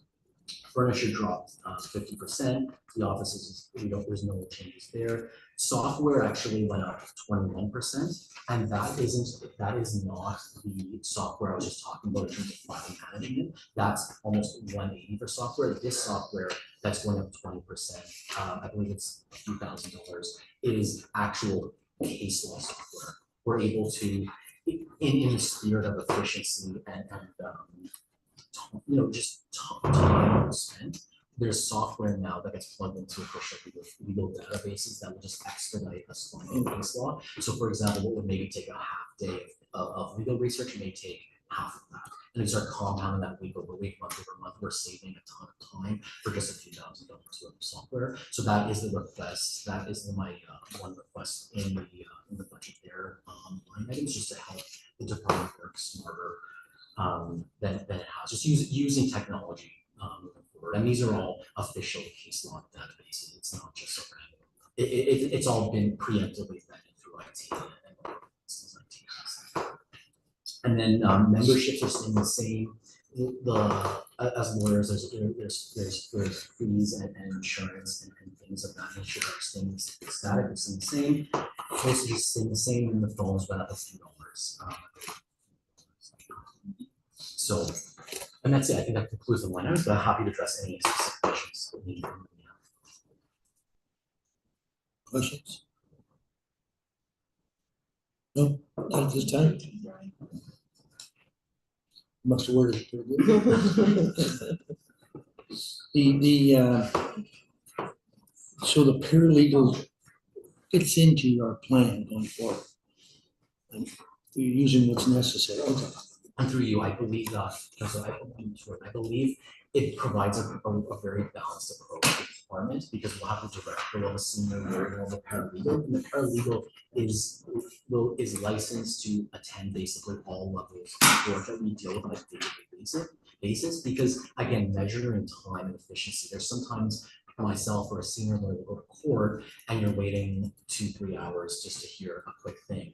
And paralegals are trained to deal with that, and they'll be able to take, their job is to take that entry, that preliminary, those preliminary steps in drafting, in researching, in court attendance, and we could then just spend time on other files, and then in turn not invoice local municipalities for time of director or senior lawyers going to court when easily a paralegal can go, and they're basically trained differently than lawyers, so they're actually trained to go to court on certain things. So they're able to hit the ground running, and the learning curve is smaller. So I think it is a unique approach that we're bringing to Middlesex County's legal, and I think we'll round up, it will complete the department for now based on the needs of the county right now. Any other questions? No? Okay, great. Thanks. Well, thanks for all the time. So we have one more before we go into, well, actually two more. Are we not supposed to be closed? We'll come back. We can, yeah. For that. Procedural. Okay, yes. So we're gonna go through, Paul. He's gonna give us update, and then I will, you gotta flip back to me, sorry, because we also have facilities, so it's kind of at the bottom there. So we Okay. kind of go through the departments, and then there's facilities, which takes care of facilities. Okay. Sounds good. Okay, Paul, the floor is yours. Okay, thank you, Mr. Chair. I'm on page 23 of the budget document. I'm just gonna provide a quick overview. So strategic initiatives and innovation is a service area that provides organizational support across all Middlesex County service areas and corporations. Basically, if a service area or a department has something they need some assistance on, or something to enhance or modernize, we're a resource for that. We're a discretionary service area, but we did a ton of important work, and I just like to touch on some of those highlights to give a flavor for what we do and sort of how we assist the corporation. I think one of the things we're extremely proud of is really data-driven approach to the assessment of CMSN that council recently had a presentation on, including a provincial-wide landscape analysis on that. Supported assessment-based diversification issues through the Economic Development Corporation strategy, and generally just on some of those initiatives. Middlesex County Legal Services Review, extremely proud of, and obviously David's done a wonderful job since we've got him in place here. I think for a second I'd like to touch on, I work very closely with the ITS department and Bailey and his team on things like open book, dashboards, and sort of some of the modernization initiatives we're working on. And I've worked under models where I've had internal IT staff, contracted service IT staff, and also a similar model to what's offered here. And Bailey and his team and the skills that they have are second to none. We're very fortunate to have them, and they allow these sort of things like the legislative services modernization to occur. We're working on planning right now, and also MLPs business services side. We're going through the EPCR review the next 3 days, and that's the Enhanced patient care records. Yeah, patient care records. And then from that, we're able to modernize the business side of the operation, similar to what we've done with legislative services. And Bailey and his team would be integral to that. So I just want to give them a shout out, because they allow us to do that internally without going external for other programs or service. I said enhanced, we call them enhanced electronic patient care records, but yes, you get the idea. DC background study, and subsequently the DC implementation, working with all the local municipalities. We also did with Steve the parking lot repairs, so we get some revenue from that. Working through the asset management plan, the facility audits, updating all of that, and then that allowed us to update our OSIF sheet, which has resulted in a significant increase in OSIF allocation for this year. So we're quite pleased with that. Working with the lodge on their long-term care home service accountability agreement requirements. So there's been new provisions added to training for equity Indigenous initiatives. So supporting the lodge on that. And then sort of just some of our administrative processes through legislative services that we've updated. I think a significant amount of the time though has been spent with MLPs, sort of supporting that modernization, the budget enhancement, and just preparing it for future growth. So it's been a busy year. And then one other thing that I think really highlights what this position, division allows us to do is the Housing Accelerator Fund. And obviously we can't comment too much because we're under a communication embargo right now, but it allowed us to partner Abby Heddle from Development Services and support our local municipalities. And hopefully within the next little bit here, there'll be some significant good news coming out. But I think that's a prime example of how we can utilize our resources to support all of our municipalities for positive outcomes. I won't go into too much detail about the pressures and opportunities. Obviously, increased project demands. Everyone wants to get modernized up. Legislative services, legislation and policy continues to change at a rapid pace.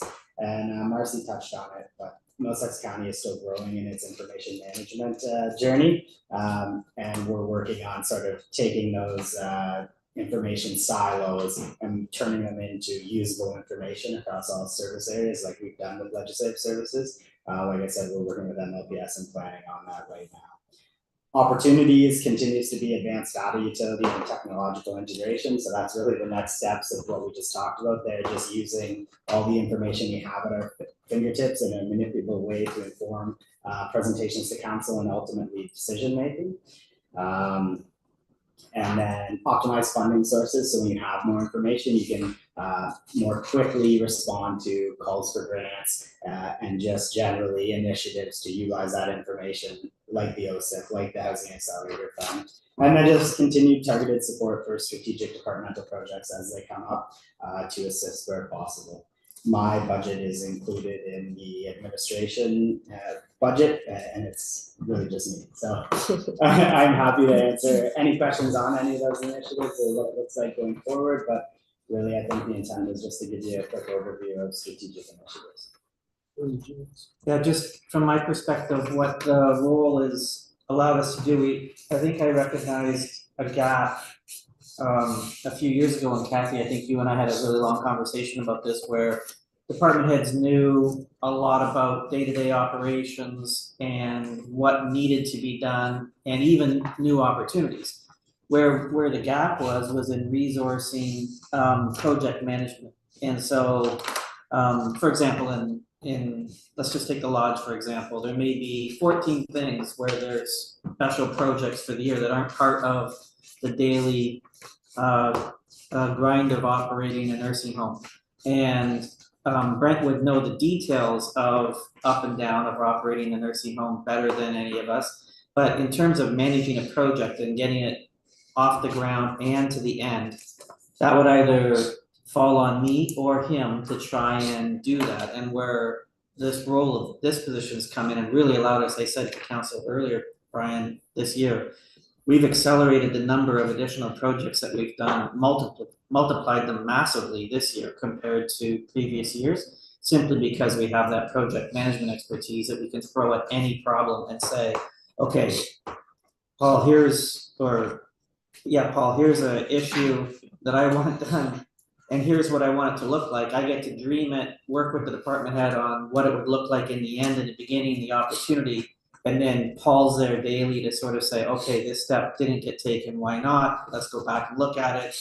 And then collectively in the policy cycle, the department head, myself, and Paul will look at, after we've been through it, okay, what worked well, what didn't work well, and then go back at it again to reinforce if something didn't get done well, or if it did go well, to celebrate it. So it's been a real accelerator for us over the past 2 years, I think, that's allowed us to really move the needle a lot more than we could in the past. Michelle. Just a comment, I was smiling when you said we, because I do understand you are department of one. But I think that goes a long way to say that you do lean on your teammates, right? Because you're working closely with them and you're building those positive relationships, which I think is awesome. It probably builds in some consistency too. So when you talk about different departments doing different things, it's nice to have like a set of eyes that are looking at things and saying, you know, well, we do this in this department, so we should apply that same lens over here. So I think that's a really, I think it's excellent for the county to have a position like that, absolutely. Yeah, and I think that's a good point, because before it was more, my job was to look at sort of the out and up of what you're describing, and Paul's job is to look at the down and in of getting that consistency of, okay, well, there's a project like this over here, we're gonna use the same model, and this over here, and then, hey, you should bring in Lindsay because she's working on a similar thing here on the down and in, and that's where there's been real value, I think, for sure. Yeah. Sorry, yeah, as Cindy pointed out, everything's pretty lean around here, and I say we because it is partnering with the department heads, partnering with the staff within and Bale's team to get everything done. So it's great that everyone's willing to work together. So it's great. Any questions?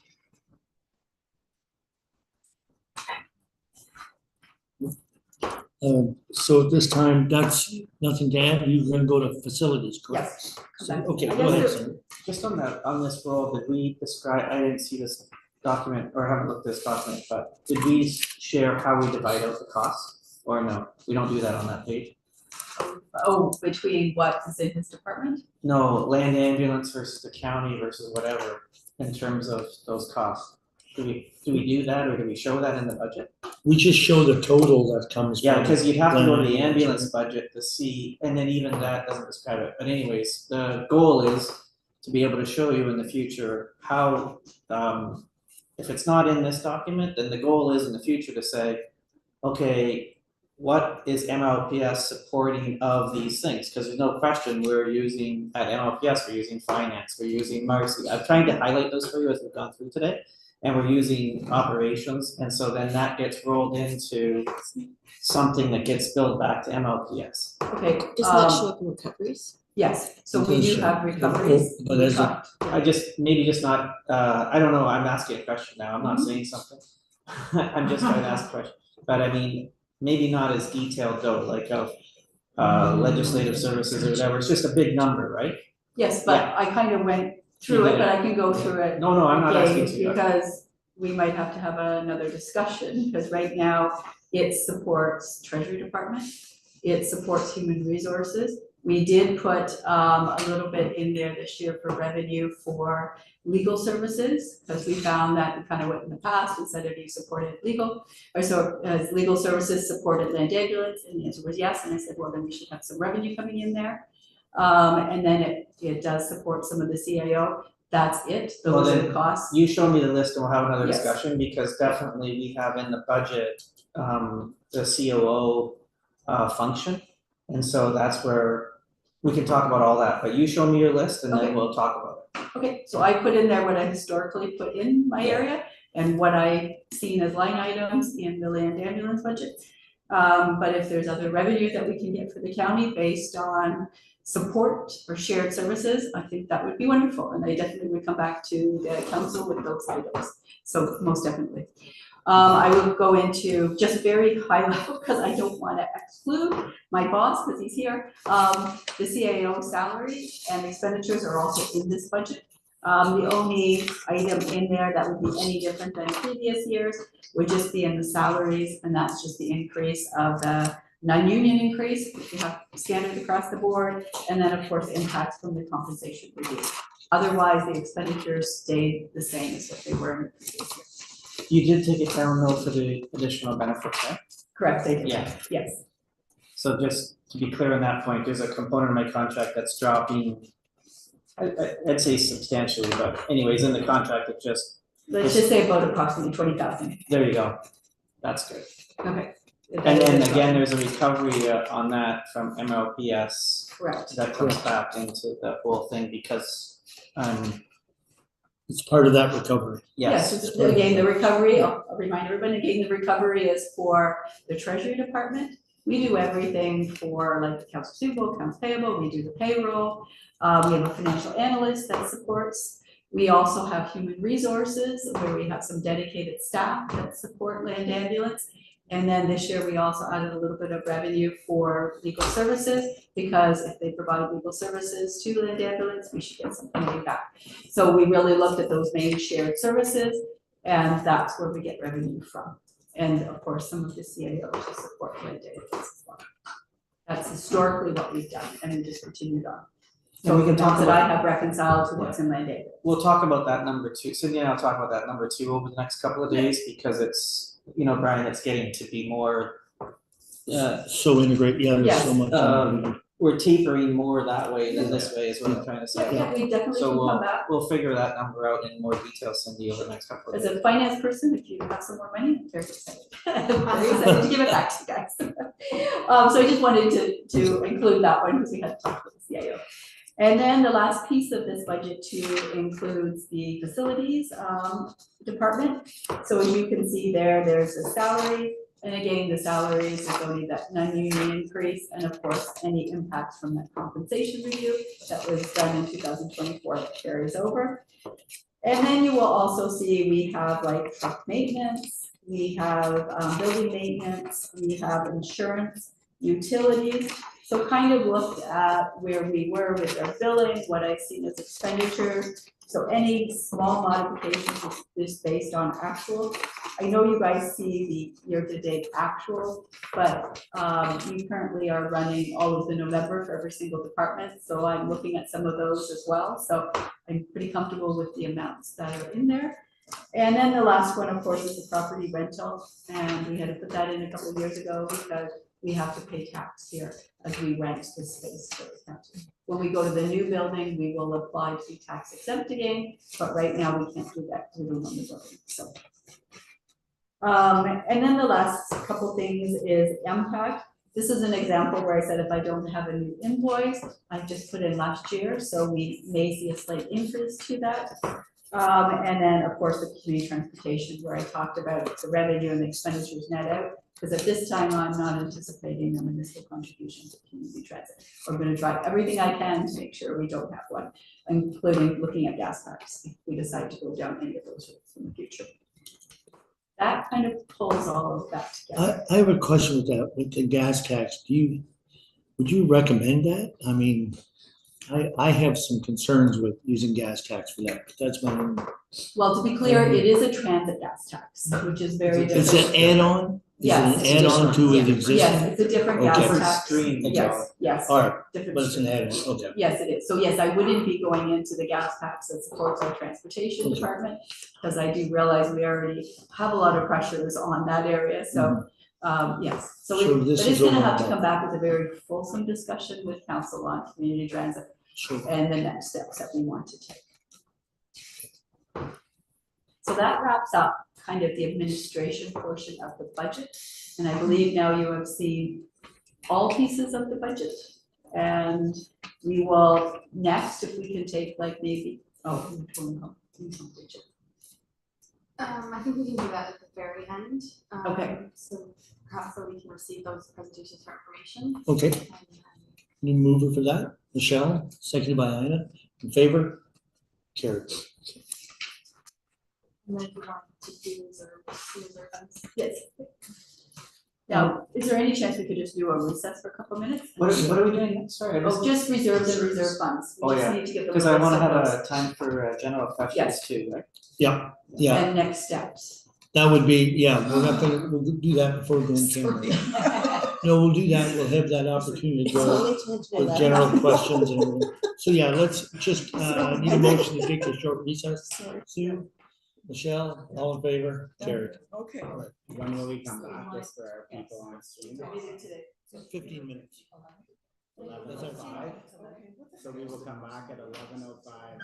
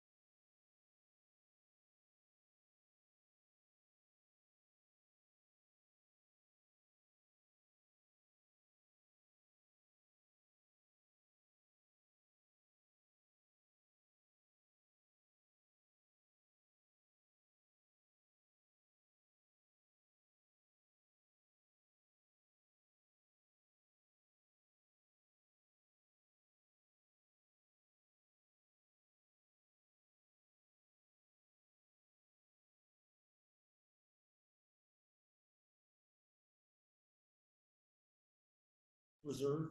Yeah, we're doing with facilities, right? I think we're done. Okay, we're back in session again and welcome back. So we're going to start back with Cindy with reserve and reserve funds, is that correct? Correct, thanks through the Okay. chair to the rest of the budget committee. So in front of you is our reserves and reserve funds. Just so you know, some years we do forecast them out a little bit, but we're gonna wait to do that in line with the asset management plan. So when we do the asset management plan, as Paul mentioned, he's coming to county council in the new year.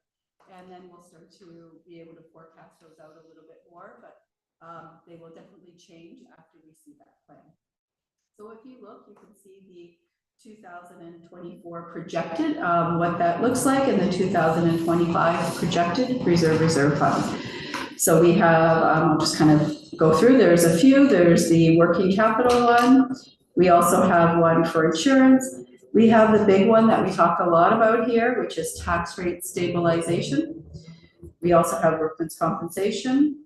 We have a winter control, which supports transportation department. We have a number there that are for our land ambulance. We have one for woodlands. We have one for the tree bank. So we have a total, if we're looking at our projections, it's about 22.9. So that's just the reserves. If you look at the bottom part of this chart, that's when we get into the reserve funds. And in there we have the capital works. We've had lots of conversation around the capital works reserve fund. And that is more around, we talk about the loans and the lower tiers being able to apply for the loan program. That's what that balance refers to. And as you can see, we're forecasting 2025 to be about the 17.78. However, that could dramatically change if we have a lot of lower tiers applying for that loan program. So obviously right now we don't know what's going to happen, but I can see that number shifting significantly. We also have the county revenue replacement investment, and I talked about it earlier, but I just want to remind council, when we had the sale of this building here, we had something called question use of proceeds document, and our CAO at that time came and did a huge presentation and talked about how we were going to use those proceeds. So that is one of the offsets of that. We put money away, and that was to offset the lost revenue that we had from the health unit. So we put it aside and we said, okay, based on 20 years, 400,000 per year. As I mentioned earlier, a couple years instead of 400,000, we did 600,000. This year I put in the 500,000. But if you wanted, the budget committee could make a recommendation whether you go to 600, maybe even more. That's totally your choice on that. We also have the future road construction in there, which is another big balance, and that's forecasted at the 6.2. We have transportation vehicles and equipment, which is about 3.4. We have bridges about 4.177. We have salt domes, which is about 124,000. We have barrages, which is about 1.2 million. We still have a bit from that farm decommission of 268,000. We have lodge gifts and donations about 51.7 thousand. We have the lodge for the chapel, which is about 3. But there was a conversation when the lodge came here to present and how much was in that reserve fund. So we're projecting right now that we have 309,000 left in that one. So that's something I guess council consider as we're going through, if you want to adjust or change that one. We have IT equipment, 287,000. We have the Strathroy Library Reserve Fund, about 74.6 thousand. Library technology replacement, and we talked about that during the library board, which is just now at the 5.79. It's Friends of Strathroy Library, about 38,000, and of course the last one that ties into the library is Marie Elliott Reserve Fund, and that's at 75,900. So the total there is about 40.2 million.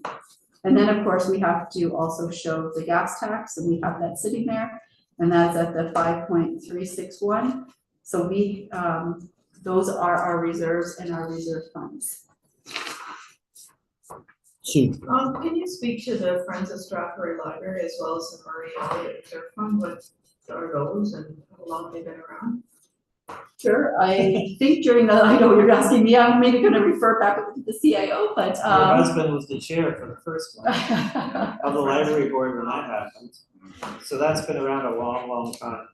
So And what are the conditions around that reserve, like what can that be used for? So the Murray Elliott, correct me, but I'm pretty sure that's the one where we can just use the interest on that one. So that balance keeps there, and then the library just uses that. So if you were to look at the years, you'll notice it doesn't change a lot, so.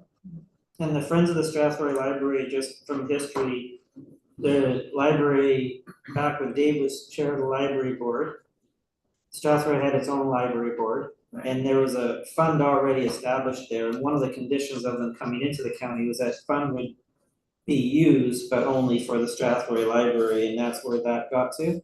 And I can't remember what the parameters were from back all those many years ago, but I think it's used now, they've used it for certain things Yeah. recently, right? Cause I remember there was The change in the board room where we made some renovations, and then there was that building that was beside there, yeah, which is kind of, I can't remember the last couple of times it was used, but wanna say, But they would be used for capital improvements. yes, Yes. yes, it was Specific used for to that capital library. improvements. only yes. for that library, that was the deal. Yes, yeah, so it's very limited in the scope and the use, but very beneficial definitely for the library board. Okay. And then we do trust funds and we have to report out on those.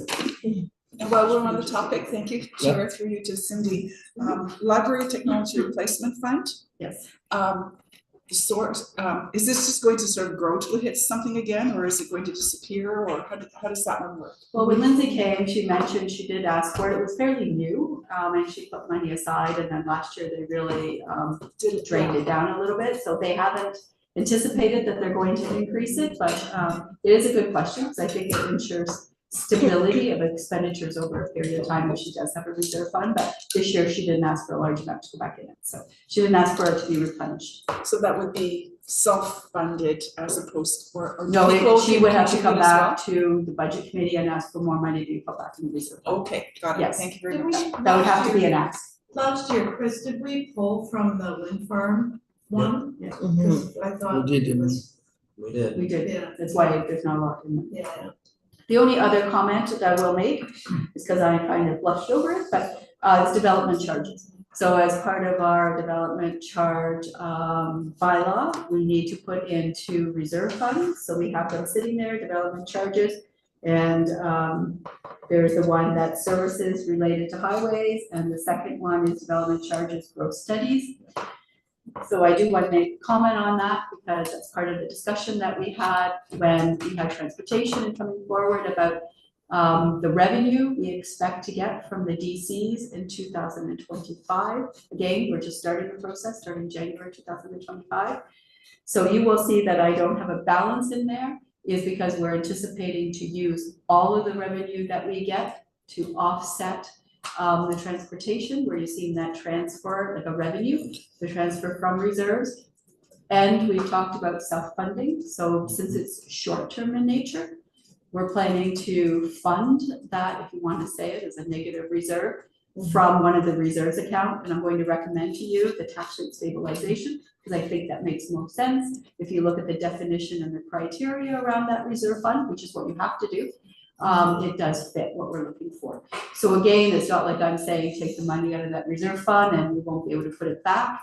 It's actually just helping to pay the costs until we get the money from the DC charges. And we're expecting about $1 million. 2.5. 2.5. Yes.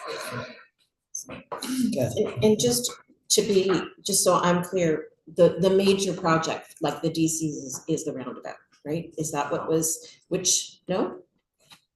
Part of it will go to the roundabout. Where's my, sorry, 1 second. The Bryanston Garage rebuild. The roundabout, portion of the roundabout, we can talk about that a little bit more, and then what was the other one? Well, there's 3 others. That's it for this year when the traffic signals were. Yeah, we pulled the signals out. So the Bryanston Garage is whatever the total amount is we can pull for that from 2.7. So with the traffic signals being pulled, did you have to identify in the DCs which traffic signals they were going to? You can just overreaching, just say traffic signal? Yeah, it's a rolling averages. We calculated that, we're looking at on average 2 new installations a year. So Because that- of traffic growth, so the study would kind of relate back to what we predicted for traffic growth, traffic growth related road improvements qualify for DCs and like additions of turning lanes and traffic Right. signals and all that sort of good stuff, roundabouts. So that portion then essentially would go into the reserve for if traffic signals were warranted Well, next year, right? Like you can't use that money that's a portion that is designated for that to Go ahead. something else, right? Yeah, well, Through you, Mr. Chair, so when we do the 10-year planning horizon, we identified road improvements and largely related to London 4-laning and all the components of that project. A portion of the Bryanston facility expansion, and then a certain amount of traffic signal enhancements. And then we identified those projects within the 10-year time period. But it's not specified in each year. So theoretically, this year we have no traffic signals. Next year we do 4, and then we can fund $350,000 of each one of those $500,000 traffic signals from DCs. But we're not committed to what year we do that in.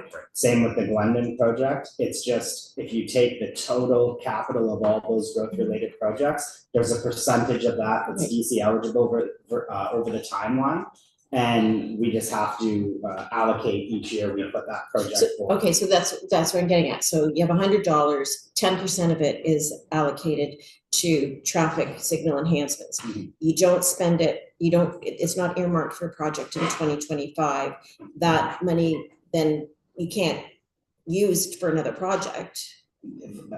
Through you, because the way we've done it is we've grouped it as services related to highways and growth studies, and services related to highways encapsulates traffic signals, roads, fleet and facilities, and then growth studies or something else. But because we're starting new, we can spend the entirety of our allocation of services related to highways this year, just knowing that in future years, we'd have to have that percentage for traffic Okay. signals. So it's not like we have to set aside that $350,000 for those traffic signals. Right. It's just over the 10-year period. And at the end of 2025, the treasurer, likely as a team, will do our DC financial statement that will indicate which projects were funded from DCs, how much is in the reserves. And as we go forward and hopefully our growth continues on this uptick, our reserve balance will grow, and then those funds will be in. Okay. Sue, Through Brian to Chris, so if that would also, I would assume, because it would be driven by growth, is like if for land acquisition, monies for land acquisition? it's all part of it. Yeah, Yeah. that's all included in there, he just didn't mention it. any questions? I want to ask you about the bridge reserve, because Sure. I have Let's to. hear the guilty verdict. Because I have to always ask about the bridge reserve. So, just looking for it here again now. 4.17. 4.17 going, Yeah. that's the projected for this year. Correct. So you're saying though we have 3.6 from last year? Or like that isn't all the bridges aren't paid for 24, are they? Like there's still some project ongoing there for some of that, Yeah. correct? Yep. Yeah. Okay, So at the end of, so the 2025 projected would be, if there's some money left over for some of those projects that hasn't been spent, but it will come out. So there's not, this doesn't mean it's unallocated okay. from That's just what's in the reserve here right now, That's right. plus whatever we're putting into Well, where This you're year. investing in the new bridges, Yeah. like that's, again, it's just our normal, our normal philosophy for Yeah. funding capital program is to put it to reserves and drop into reserves. Is there any other questions on the reserves? The only other comment, I know there was a brief comment that was asking about the new building and what we're working towards. So I just want to remind her, because I pulled up our old, the use of proceeds. So it's just as a reminder, in part of the 2021 allocation, we did put $1 million aside for the new facility. So any of the expenditures that we have been doing to date, we're able to use that money that council already approved. But we will kind of incorporate that back into the budget, so we could be able to show that where we're going with that. And then is anticipated, it will change, but in the 2025 allocation, we then had additional $5 million that would be put toward that facility. So in total, it was going to be $6 million. Just wanted to remind that, because that's the use of proceeds. It's where I talked before about the revenue replacement, but that was also a big piece of that. So where does that 5 million then show up in here? You don't have it because we don't have that funding yet. We It will haven't be part received of, I just said, it will be part of the 2005 allocation. If we get that in 2025, this is a sale of the building. Yep. So we don't have that in there because I'm not, haven't anticipated that if we will get that in 2025 or not. So I don't have that in there yet. In the agreement, it was 25, correct? Did we get this? Well, right now, the agreement is that the payment is due at the end of the mortgage, the zero net lease mortgage that we have with York. So that right now is for November 2025. The intent with building the new building is so that we don't have to operate out of a parking lot for 8 to 12 months, is to extend that lease into 2026. And we're currently working with York to extend that lease. So depending what happens, because we of course haven't seen the draft lease extension or any of the detail with that, we may still be looking at November of next year. So it's too soon to say we don't anticipate it being paid next year. And we also have abilities to be creative with the payback as well. So right now we just can't say for certain. Right now it's 2025 November when we're expecting the last payment, but we're hoping to remain in a zero lease position on this building until we're ready to go to the other building. All right, excellent. Any other questions on the reserves? Seeing none, we do need a motion, I think, to accept this report. Sue, Ina, all in favor? Carried, thank you. And so a recap. Yes, so if I can make one final comment as well, I know I talked very briefly, but I have pulled together like a draft finance policy that will be around the issuance of debt, and that will go to council. It can go in January, it can go in February, but it should go before we finalize our budget, and that will be in support. I'm looking for a recommendation, I guess, from the budget committee in regards to if that's where it goes, that you would recommend that I put forward that to county council, because that goes in support of the DC, and then using the tax rate stabilization to short term. So you need a I'll look motion? for my legislative clerk if that's a good process to go through. You need the recommendation now? Well, that would be part of the wrap up of the budget committee. It's just that I put that. Oh, as a forward. recommendation coming out of the Yeah. budget committee that it would. I know we talked about that last year, so I'm just putting that back there. If you don't like, I'm not. No, I'm not opposed to it, I'm like- just as long as we're doing it the correct way.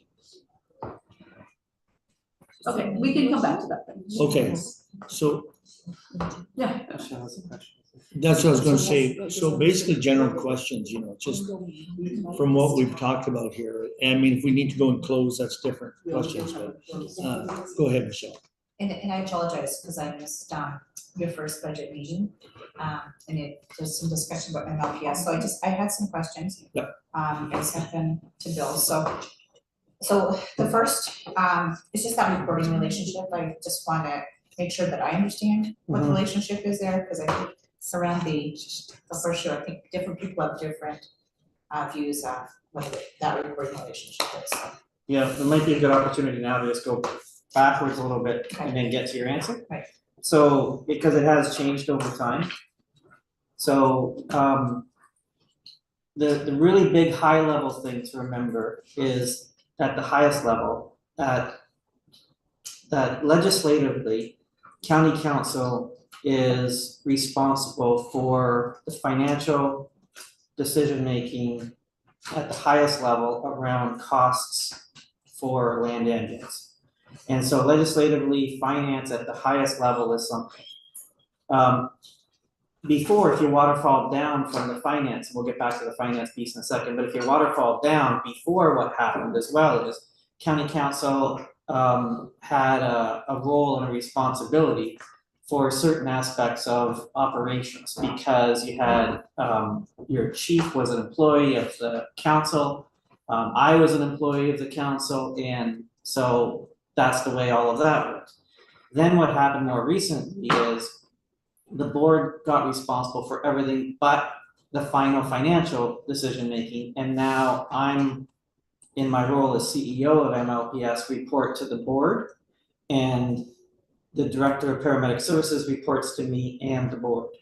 So that's the major nuance difference that happened, and then I can go back further in history, but that's probably enough for now.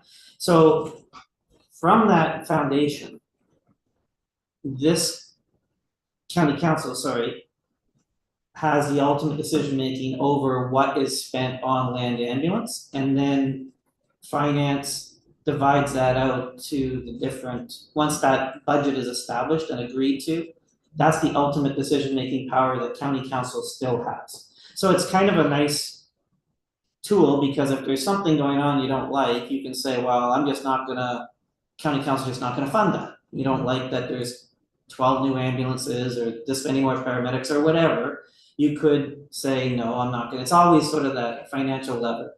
And so it's very similar, I would say, to the library board now in terms of structure, where they have a separate board, they're a separate corporation, they sort of manage their own, and the differences are here, I guess, that the employees that are managing the service, including myself, for this role are reporting to the board. So that's the major differences now. It's soup to nuts that the board's responsible for, except that really high level. They still make a decision in terms of a draft budget. So that draft budget is what you saw and was presented on Monday, and that's educated by the board and the staff, but it's still up to county council whether or not that gets approved or not. That's the major nuance difference that happened in, so there's really two bylaws, there's 7293, and then the terms of reference for the MLPS board is 7294. And that is the ones that really govern things now, how that works. Does that kind of get it? It does, Yeah. yeah, for sure. And I guess just. And I think that explains why there's some confusion, because depending on what iteration of the evolution, but the board has evolved from a governance perspective to the maximum level of governance they can have and still meet the legislative requirements, because legislatively county council has to still be financially responsible. And then you'll get, Colin said several times to me, Bill, I thought that the board's responsible for everything. Well, legislatively they can't be. It has to be in the CMSM legislation, you have to be the corporate designate for how the money, the total big number is, what the total big number is, and what gets submitted. So when we sign what goes to the province for what the budget is, I sign it as the CAO, not as the MLPS CEO, because I'm signing on council's behalf what that budget is. Good. Yeah, she's got some other ones. Yeah, so just, No, that's fine. yeah, just so a bit of a follow-up, because and I thought the budget document was really well done, and it explains some of the the opportunities that you guys have in 2025. But when it talks about, when I saw your organizational chart, right, and it talks about the business services, so I'm assuming that there's still going to be that reliance on county staff positions, right, in terms of the legislative services, that sort of thing, like like, it was a line, like a horizontal line, I just wanna make sure those are existing staff, like county resources as opposed to new proposed resources. Well, not in all cases, so there's things in that chart, I don't have it here, but Paul can bring it up, I guess, but not in all cases, like for example, we've had a full-time CEO role. Almost all of those things don't exist, frankly. Like we've had a full-time CEO role in the budget or in the planning for 2 years. We've had a full-time COO role in the planning for 2 years. We've had a financial analyst, we've had, these things are all there as planned for. We gotta get down to getting them actually in place, yes. So not all those boxes you see have a name attached to them. Right now, they're covered off by a little bit of Paul, a little bit of Bill, a little bit of Cindy, a little bit of Jessica, all those things. And as we build out, because as you know, the service has grown to the point where in some areas it can support its own structure, CEO, COO maybe, these other things. The board will decide whether or not that structure changes, because we're gonna need, in some cases, we're gonna need more full-time support. So that'll be a decision that the board makes over the course of time. Okay.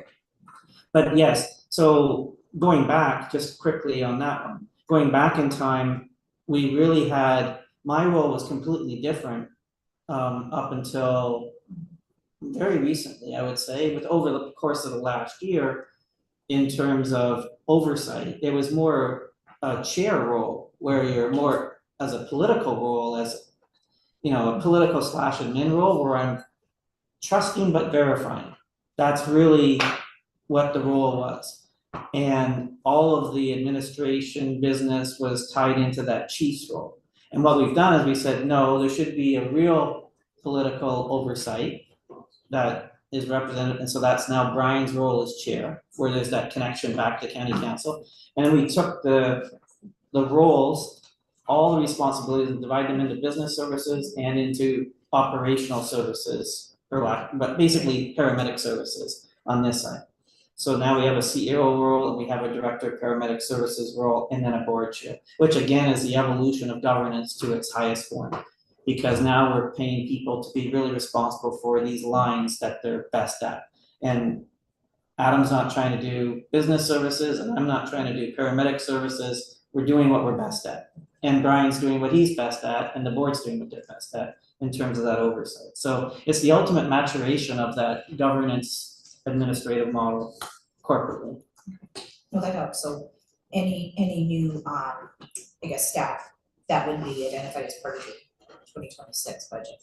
No, they're already, like I said, we've had some positions in there for a while that have been funded for a while. You gotta remember that we also have a lag, right? So maybe I should explain that. So there's like a 1-year lag with provincial funding. So many of these positions have been identified by the board, and they're just reaching sort of full funding now, or last year, and so we've been doing pieces of it, like I said, dividing it out, but there's full-time positions in there. So all of those positions you see in the budget, there's funding for, and then I've got to get a report to, once the budget gets approved, then I would go to the board and say, okay, here's sort of what the plan looks like for supporting that development this year. Here's, because you can't do all of it at once, but you could do some of it at once. Obviously, the full-time CEO role would be the highest priority, I would think, from the board's perspective. That's what I hear fairly regularly from Mr. Bryan. And then after that, there'd be some decisions that have to be made about how we do it.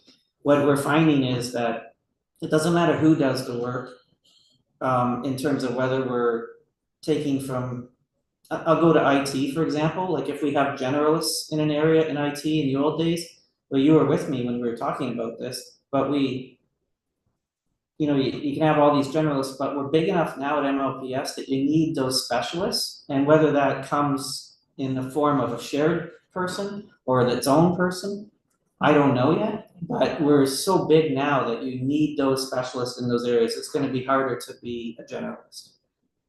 So then if we could, so then on a go-forward basis, will there be less of a reliance then on like the county resources, like something like IT?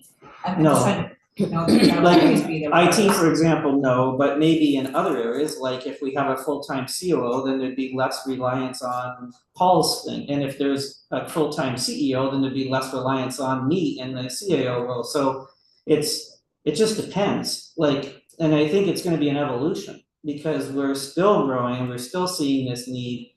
And the growth of what's happened out there, we're playing catch up this year. I say that to the board a lot. We're trying to catch up and resource things that really happened 2.5 years ago. We're trying to catch up with those supports for the staff. So what does that mean for payroll? What does it mean for COO? We're gonna have to figure that out over the course of the next little while, but it's a domino effect, right? The CEO, well, the board first happened, got that in place, then you gotta get sort of that higher corporate structure in place. Adam's part of that, because we've hired for that skill set. Then the CEO, then some other things have to fall in place. But yes, it could happen, but it's not gonna be like that, it's gonna happen over time. There are also 3 administrative positions that have been stopped, like the person left, they're not being rehired. Because we're waiting to do sort of this reorganization and see where we land, and so the board's waiting sort of for that to happen as well, because there are 3 full-time positions on the books that haven't been replaced, and again, people at this table, like even Chris is picking up some of those pieces when he's doing some of the facility stuff. So we're all picking up, everybody at this table actually, which is kind of funny, but everybody at this table is picking up pieces of those 3 positions. Yeah. Plus their other jobs. So that's just not sustainable. And it's not actually good, you know, in many of the cases, not actually good, because like I said, we're big enough now, you need somebody that specializes in some of those things. That helps, yeah, thank you. And then you asked a question about investment in employee supports, and maybe that was your answer. But just to highlight some other things we're doing in investing in employee supports, we have this funny little chart on the whiteboard, Brian, in my office over there, and it's got circle and just says employees. And then there's all these supports around it, and that's the way I view the org chart, is we're here to support delivery of the service. And we're doing all kinds of things to help those employees that we haven't done in the past. We're really investing a lot more in training and development. We're doing an acting supervisor program to identify our next level of managers in each different areas. A secondment program, which we can get into in more detail.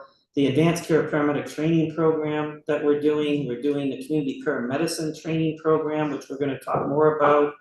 The specialty superintendent education and training programs. They're all really designed around providing those supports that are necessary for delivery of the service in a more supportive way. And then at the back end of that, then we got to look at things like what opportunities are we providing to assist with helping to create resiliency in the organization. And I mean from a WSIB perspective, a PTSD perspective. Brian will tell you, I think, and Kathy will tell you that there's probably like 40 things we're doing around that chart that are all new around employee supports.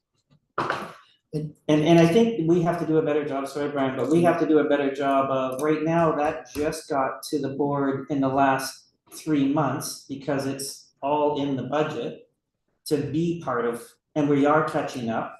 So then I think we're gonna start rolling up, actually Brian have a meeting this afternoon where we wanna start rolling out the county council more explanation of what those things are. That's what I was gonna add to that.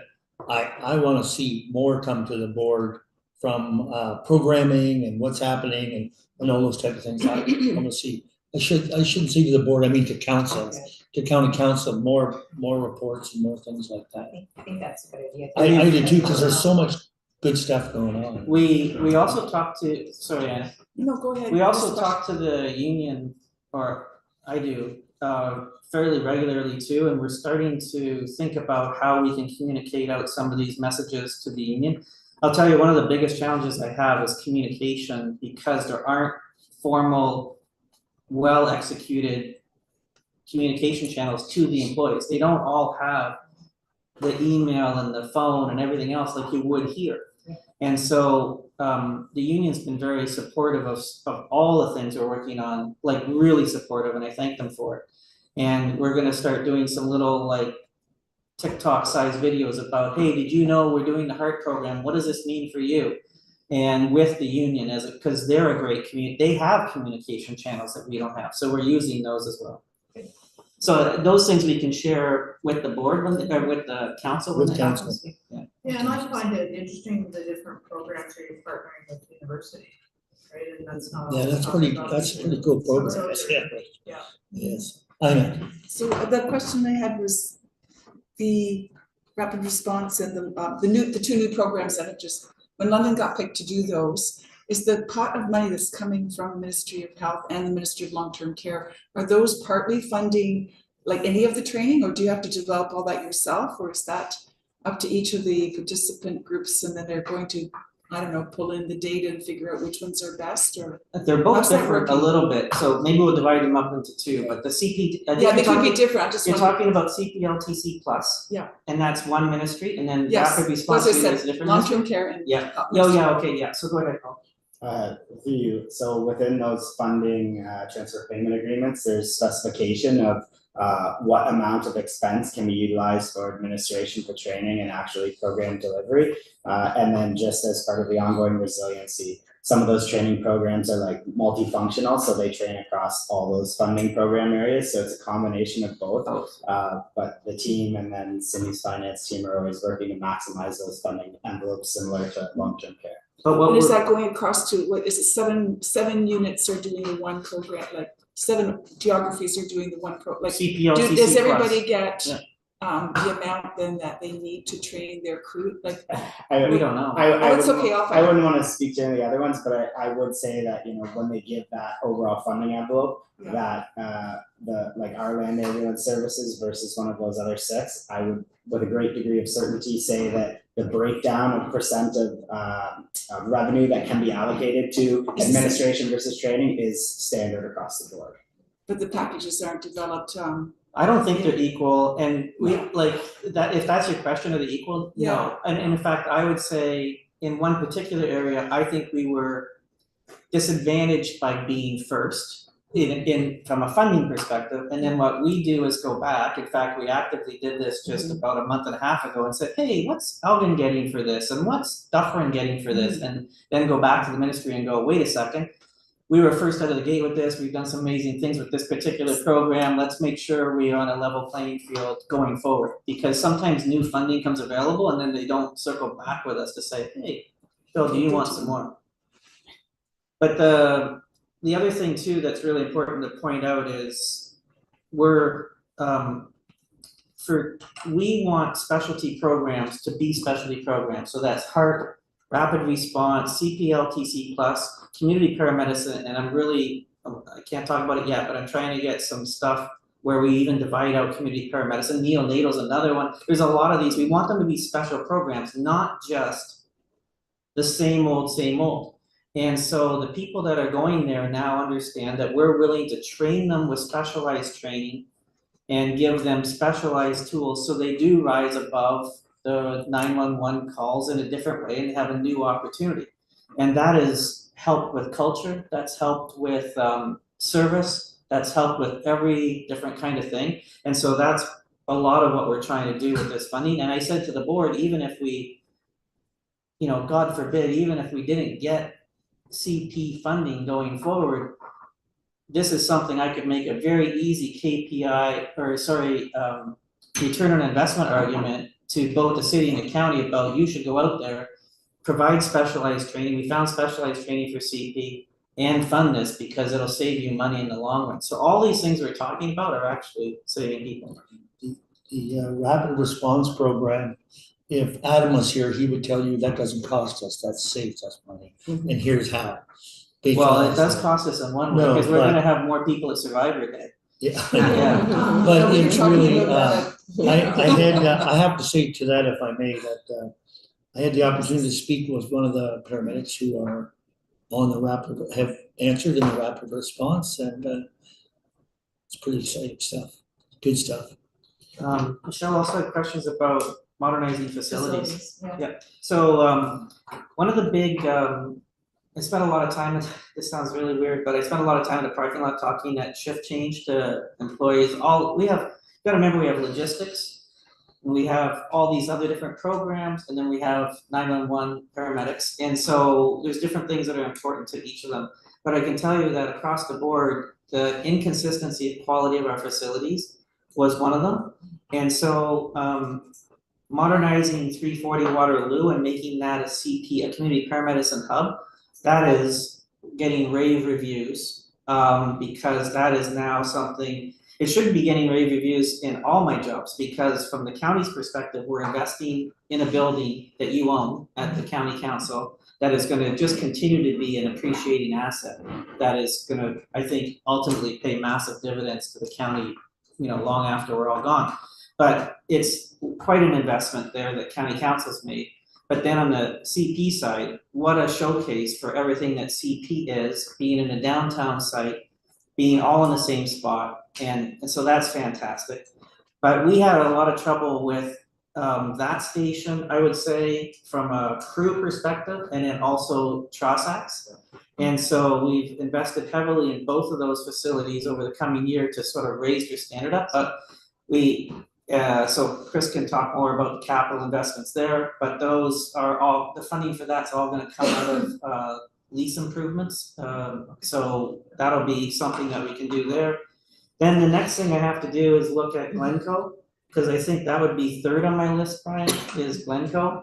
But more importantly, I don't think you and I have talked a lot about this, Michelle, but everybody else around the table has heard my speech on this. I don't like paying people X to do a Y job. And cleaning and maintenance of the facilities became really important, obviously, for during COVID, and it hasn't changed. And having the paramedics do that type of work is ridiculous, and it's not only the interior, it's the exterior for maintaining our facilities and asset managing.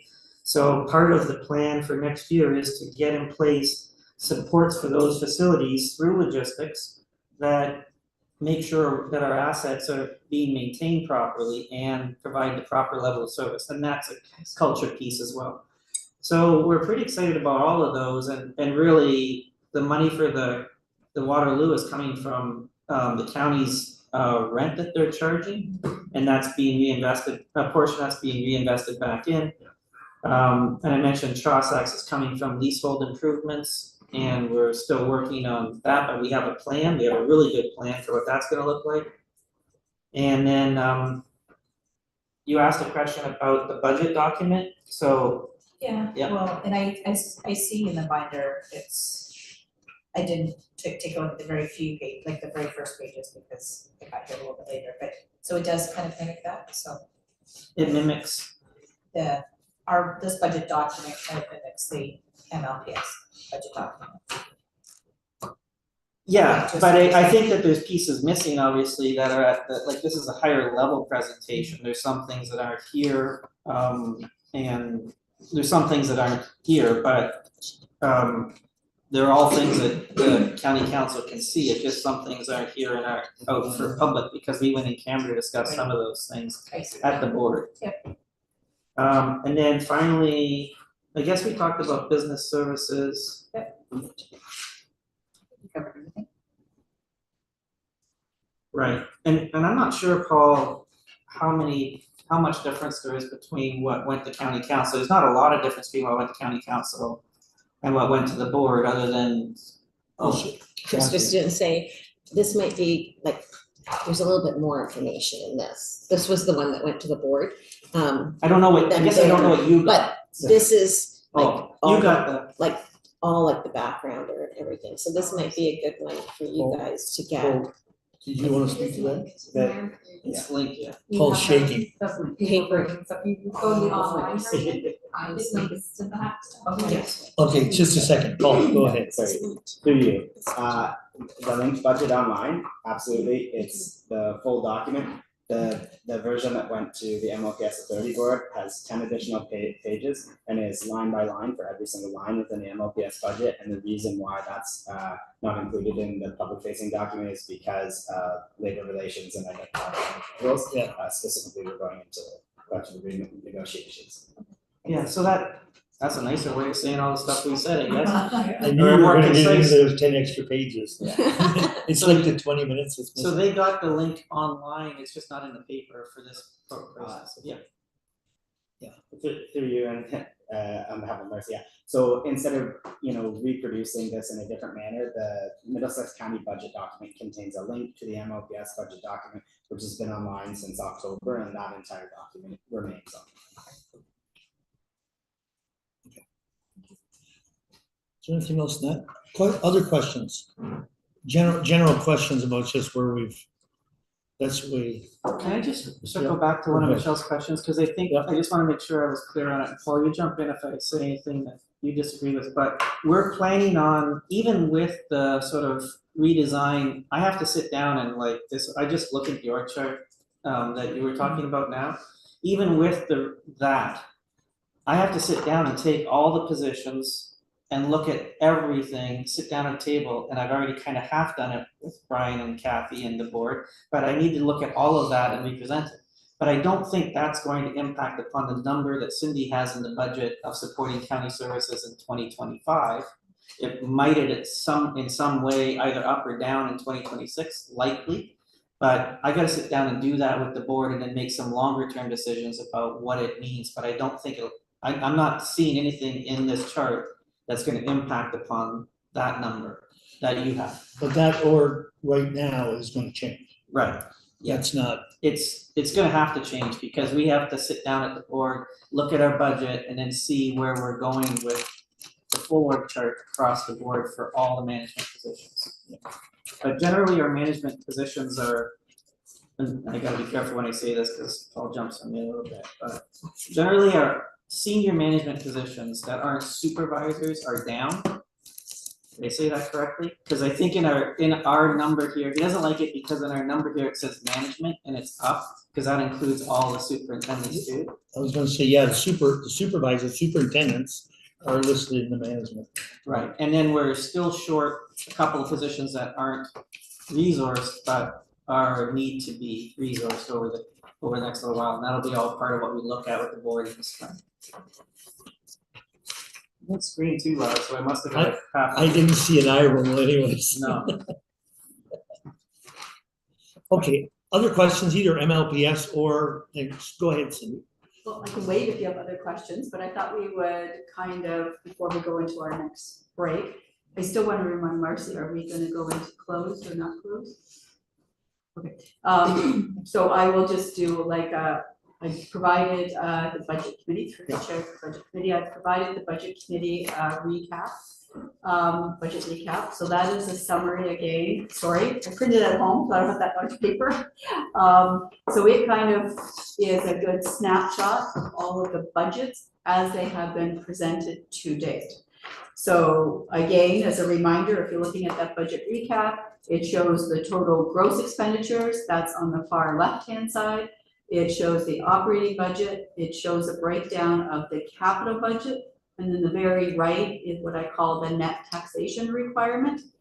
So it is by department, so you can see there's administration, planning, economic development, information technology, social service, transportation, the lodge. I will point out the lodge debenture. I know we briefly talked about that, but that is also there. I do want to point out our last payment is January 2026. So it's about right, it's another year to go, so that is in there, and that is our only debt that we currently have.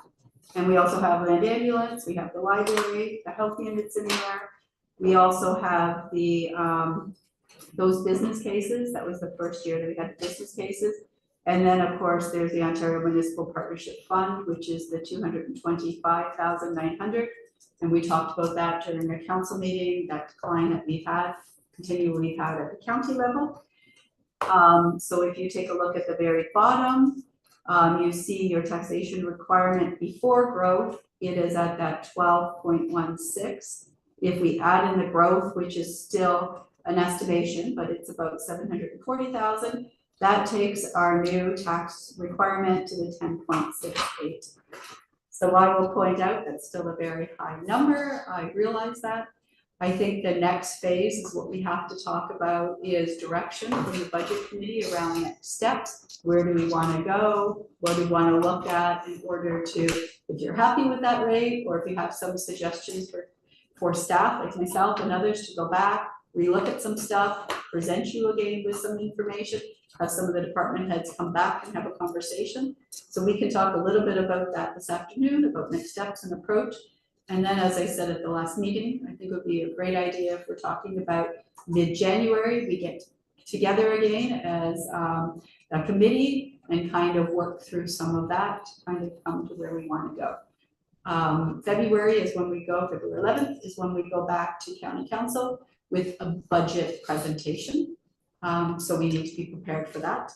So that's a lot for you guys to put in a few hours this afternoon. So I think you need to think about it a little bit. Even, like I said, we've always done that. You've given me ideas or recommendations. I come back with changing the budget recap, scenario 1, scenario 2, scenario 3, which is similar to what we've done in the past. And then maybe also some direction or some other staff to come back and talk to you again. Remind me again, what is 1%? Is that, was around 500,000? Yeah, about 550,000. 550? So for example, if you were to take 2 million off, you're about 7%. Go ahead, Kathy. 2,000,007%? Well, Oh, you down to 7%? yeah. Whoa. Yeah. yeah, you go back up, I'm not going up No, anymore. I thought you were saying 2 million was 7%. No, if I took, if I Down to reduced it. about Okay, everybody else understood what you meant, but Yes. me, I guess. That's okay. Kathy, go Very ahead. clear, but it gives you an idea, and that's where I would do budget scenarios, and we've talked about that before. Okay. Like, So I'm not on the committee, and first of all, to the committee, thank you very much to everybody for allowing me to participate. I think that I'd be curious to talk to Michelle at the end of all of this to see what you gathered from the process, because I think it's a great process, and it's not everybody has the ability to come to the meetings and participate like this, but you certainly learn a lot. And so I appreciate the committee allowing me to ask questions. And I don't think that I'm going to stay this afternoon, because I think I'll just let you guys work through, I think that that's in fairness. But I do have a couple questions just on Chris's budget, just to confirm, because there was a change in what was originally presented at the beginning of the week. And so that's why we've seen the significant change from the large piece of paper to the smaller piece of paper. And just to refresh me, where did you get those savings, Chris? And because I know you kind of touched on it last week when you presented about changing the strategy of renewing our roads and maybe stretching it out. And is that where you got the savings? There's, I'll highlight there's 4 areas where we had savings. So one is the original budget didn't anticipate utilization of development charges funding because we don't have any right this moment. But this new budget reflects just north of $3 million in development charges eligible projects that now is shown, right now in the document shown under transfer from reserves, but we're going to create another line for development charges revenues. Again, it's just not there because we didn't anticipate it when the budget was initially submitted. We eliminated 2 new traffic signals. We're almost done our analysis of I think we did a whole bunch of intersections this year. I think we did 6 or 8. We're almost done that analysis, and at this point, it doesn't look like anything is going to warrant the installation of traffic signals in 2025. So that was $1 million we pulled from the budget. We went back and historically looked at our expenditures under winter maintenance, and we reduced our winter maintenance budget by 10%. Well, yeah, a little bit less than 10%, but $500,000 in winter maintenance reduction, $5.5 million to $5 million on plowing and sanding. We're still doing the same amount of patrolling, because people know we're not proposing to not patrol as much or those types of things. We're going to have eyes on the road as much as we possibly can. We're having the same level of service. We just feel that the investment with our historical average is a little on the high side. And there's lots of reasons. So it got to that, and it was a smart thing to do. Now we actually have a winter maintenance reserve, which will help us if we do have a really bad year. The 4th one is the transfer to facilities capital. You'll see a recommendation come out of the report next year on asset management that number is severely underfunding our facilities capital, but I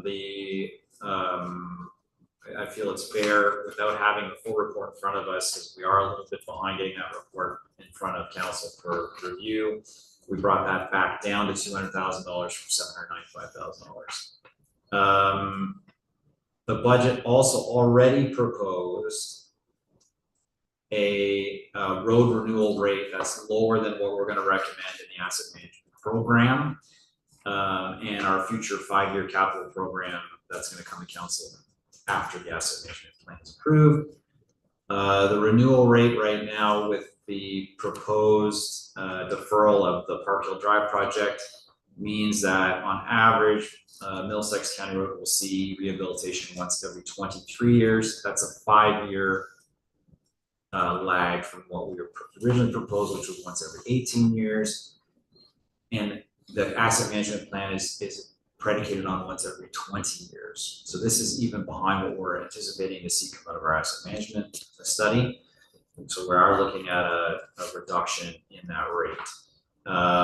The other project was a $700,000 expenditure for a joint project with Thames Center that's been deferred by Thames Center, so we pulled that out of this year's budget as well. So all of those have come out.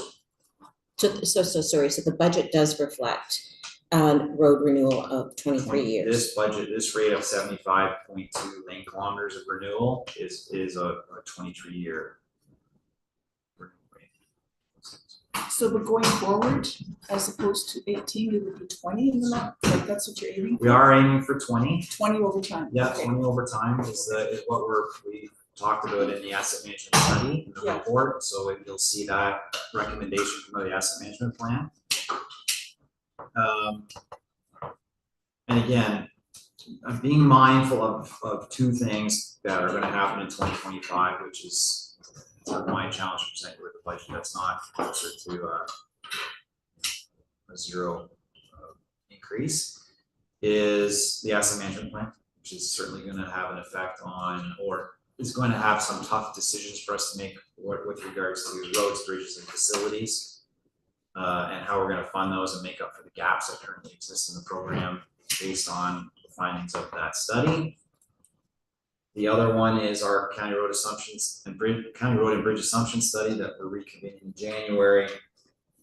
Right now, it potentially could have another 90 to 100 lane kilometers of roads to be assumed by the county as part of that study, which again puts additional budgetary impacts on us, where we would again have to be looking at paving about 91 lane kilometers a year, renewing our roads on a 20-year average basis. So considering all those pressures that are going to show up, this is sort of where we came, and we can have more discussions, of course, about doing other things to help deal with that budget increase, but they are on the horizon. Are some challenges.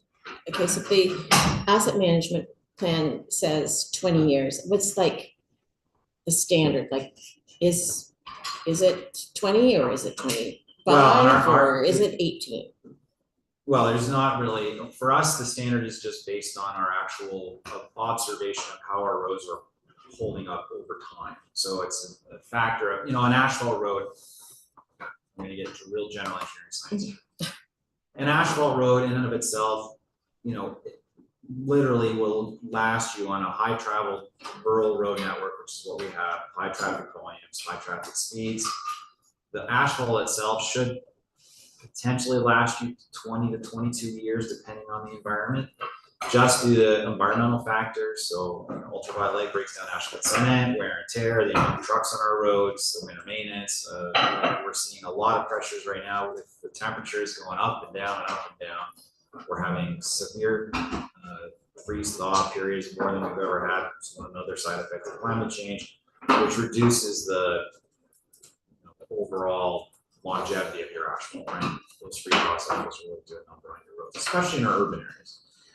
So that number, that 18-year number and the 20-year number or 23-year number, we can sort of project over time what that means. Right now, my comfort level, because of some investments we've done in trying to do a better job with regards to not just the asphalt itself, but all the way that we have built out our road network, is giving me more confidence to say we can stretch that number to 20 and hold the quality of our road system at its current level. So it's really this is where we get into sort of that three-pronged approach to managing our infrastructure, which is there's an engineering side which says we can just go out and observe what's actually going on.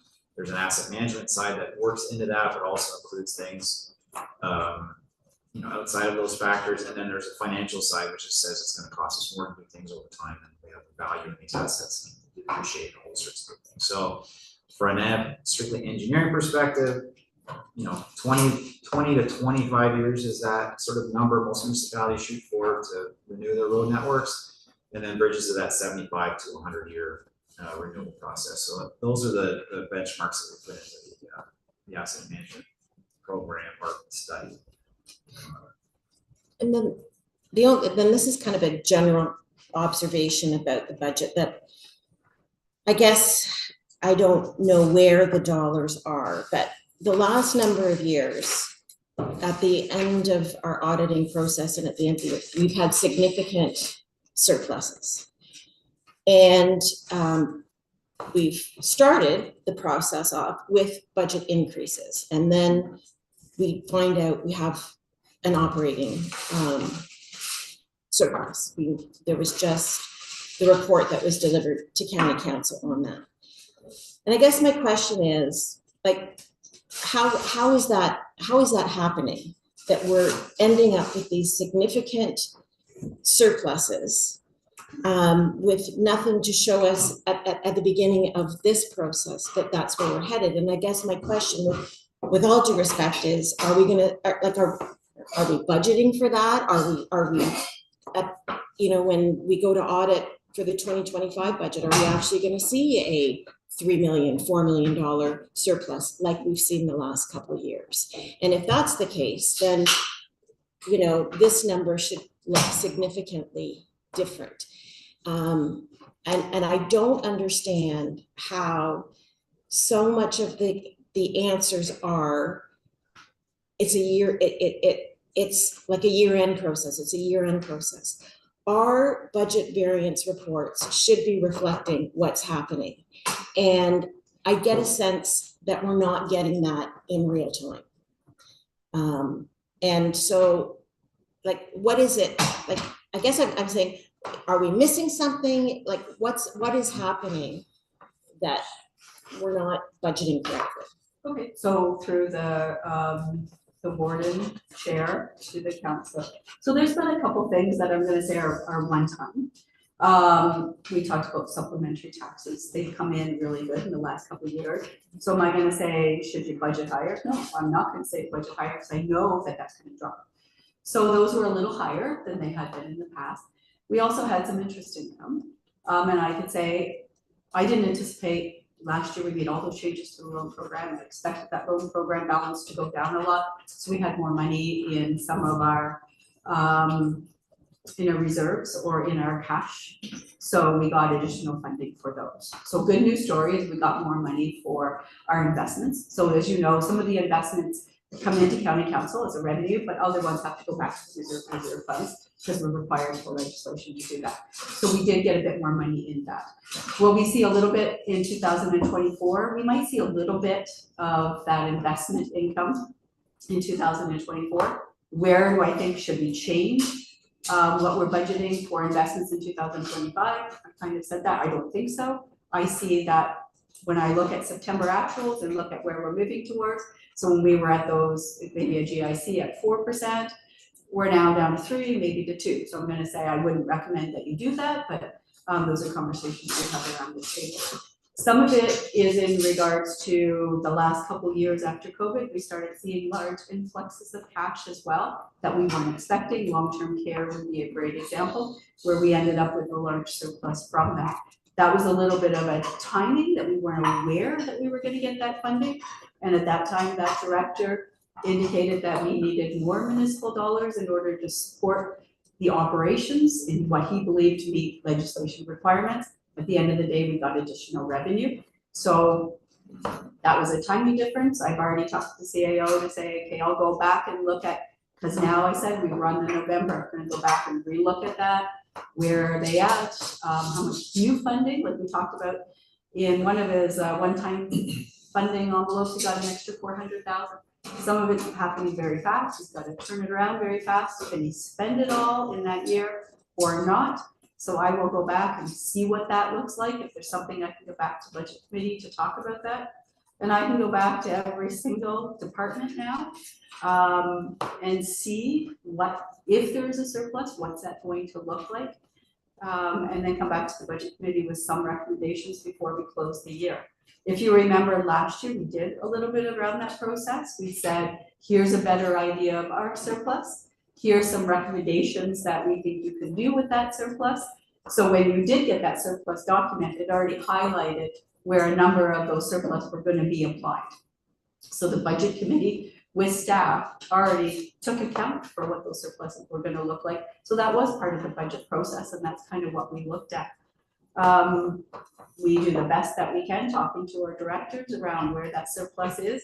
Again, finance, we facilitate. I work with the department head. The departments have to come back and say, this is what we expect the expenditures to be. And we work the best that we can. I can't go through every single email or every single line item and make sure that the directors are providing. If they give me a projection, I have to go with that projection and make the best that I can, other than my own departments that I have.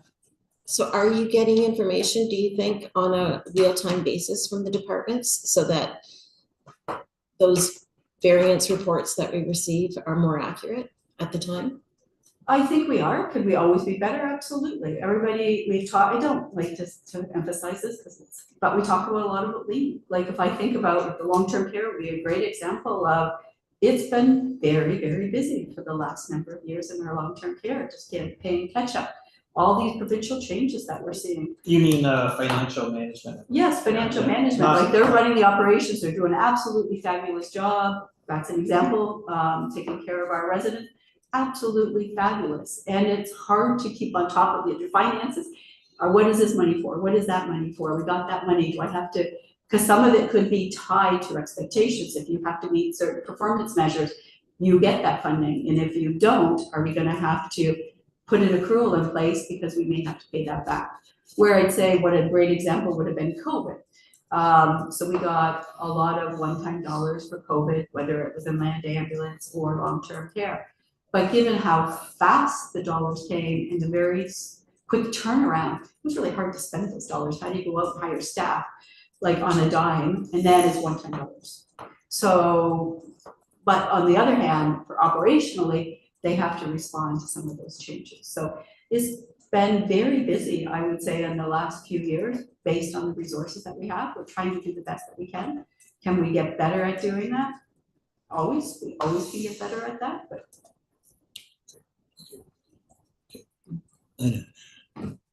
It's okay. It was an asset management comment and it's really not budget related. Don't worry about it. Okay, I did have a comment on, Chris, when you reported about the traffic signals. Yeah. That does not impact the signals that were put on it last year, correct? I don't want people who are listening to think that the ones that we're expecting to be done, they're still being done. They're coming. Yes, they're still being done. It's just other ones that you're talking about, new ones that have not been. Okay, I just wanted to make sure people see. Thanks for clarifying that. Well, I do know that there was a couple, I haven't got any comments from public yet, but they will come. So I apologize if this question was already asked. I'm looking at it, but there's almost $5 million collectively in grant reserve.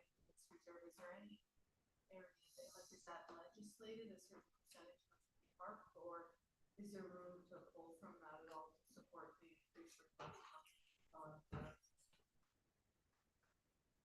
Well, that's probably a more nuanced question. So in terms of, not sure that there is overall requirement that you need this much in each reserve fund. For land ambulance, we have some where you're gonna make sure that you need to have that. For example, we had a lot of conversation around the WSIB reserve that we need to have, and you need to make sure it is strong.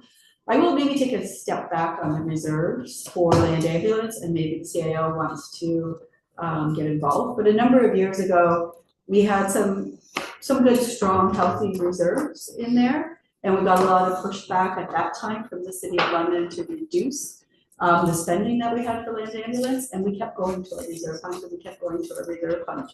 And I know that after I started looking at that, and we started reducing our reserve funds because of that request that we got, we had to kind of put a pause and say, we need to make sure that we have reserve funds that are strong enough and solid enough that they can make sure they support that operation. So we really want to be careful. I don't think we have an overabundance in the reserve funds that we currently have due to our obligations.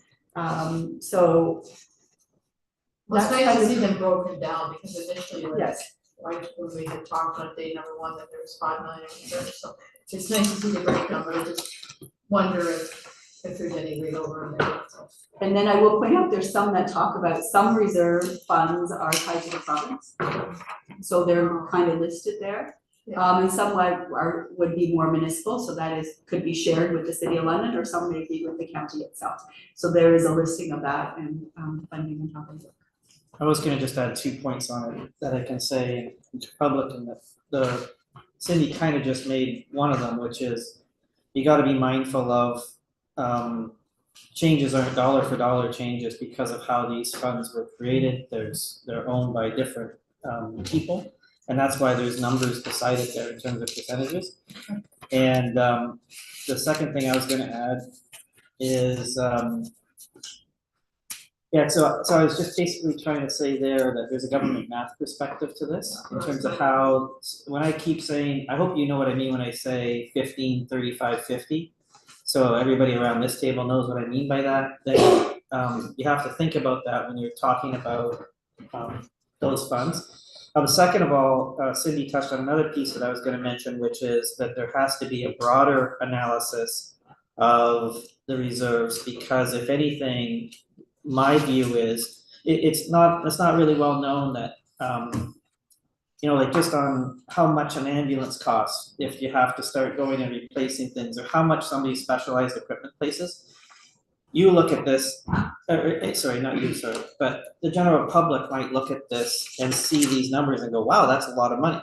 That's not even close. And if anything, in a lot of these areas that are here, they're not funded appropriately. And so I promised the board in quarter 2 to bring a reserve fund report about where they need to get to eventually. Now, the tricky part about that is, again, government math, because you can't, the province doesn't contribute to reserves. So they has to come from, if you wanna increase reserves, it has to be municipal led. They're not going to fund those reserves. So there's a whole bunch of government math that works into your question. So that's why I started with, that's a nuanced answer. But you're going to get a much, at the very least, what I need to give this group and the board at some point in time is a debated report about where these reserve targets should be based upon where we are in terms of our assets and in terms of our needs. But I would argue that many of these need to be increased substantially, not the other way around. Like WSIB is arguably the biggest one, but there's other ones there that when you see that what they're trying to replace, if there's an emergency, of if we lose X number of ambulances, or if we lose X number of pieces of equipment in some type of thing, we're not anywhere close. We'd be coming back to you and saying, we need a whack of cash here to try and replace that. So, Well, I thought it was interesting when you showed on Monday last week, the different, like if you bought 3 ambulances, it was, I don't know, was it like 300,000 an ambulance or something, like I can't remember, I'm making that up. yeah, plus, yeah. Yeah, but I remember seeing those big dollars. And those prices are going up, yeah. And it's not only the price of the ambulance that we're quoting, we're also quoting new prices on getting ambulances ready to go in service. So you gotta remember there's GPS that has to go in there, there's all the dispatch equipment that has to go in there, all the branding, lights and sirens, all those types of things that has to go in there. So it's a plus thing for these things. So when you're driving out there, if you're a member of the public, please don't hit our ambulances, and we won't try to hit you either, so be good. They're very expensive vehicles, and every piece of equipment is really expensive. But yes, Sue, I will get you and the board a very well-researched where we want these reserves to be in the future. Yeah, because if you're gonna ramp them up, Well, especially WSAB, I mean, we have real science behind that one, and so we'll definitely start there. Okay, is there any other questions right now, general questions? If not, maybe we should stop the lunch. Motion to stop the lunch. Anna, seconded by Sue. All in favor? Carried. And what time is it now? 12:20? Half an hour? 1:50? 12:50, sorry. 1:50 is a little late.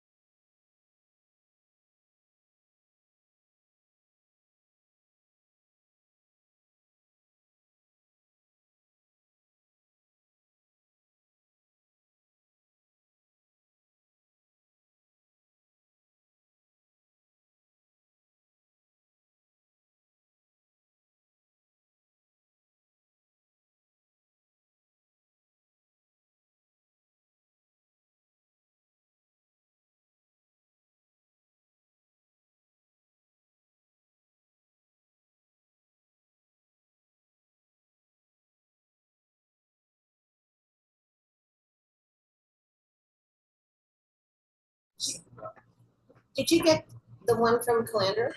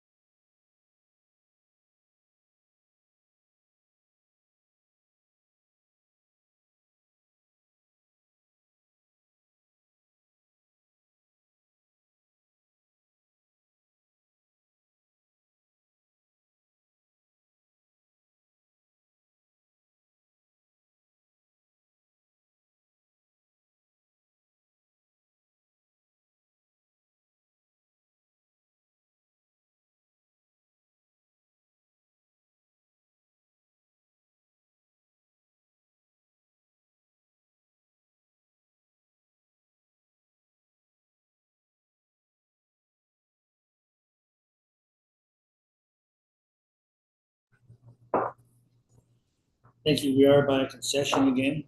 And at this time, I believe, Marcy, you have a motion to go into closed. I think we're gonna do the motion to allow Councilor Burkhardt. Do that first. And yeah, we need a motion from council, or, sorry, from the committee. And just for our viewers, it's to allow Councilor Burkhardt to attend closed session and ask questions. Michelle, Sue, all in favor? Carried. That's carried. And then the next one is for us to go into closed. Yeah, I'll just read that out. It's that the next portion of the meeting closed at 12:52 p.m. to consider a human resources matter pursuant to subsections 239B and B of the Municipal Act, being a personal matter pertaining to identifiable individuals, including employees, and labor relations or immigration.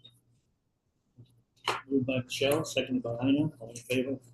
Carried. Thank you.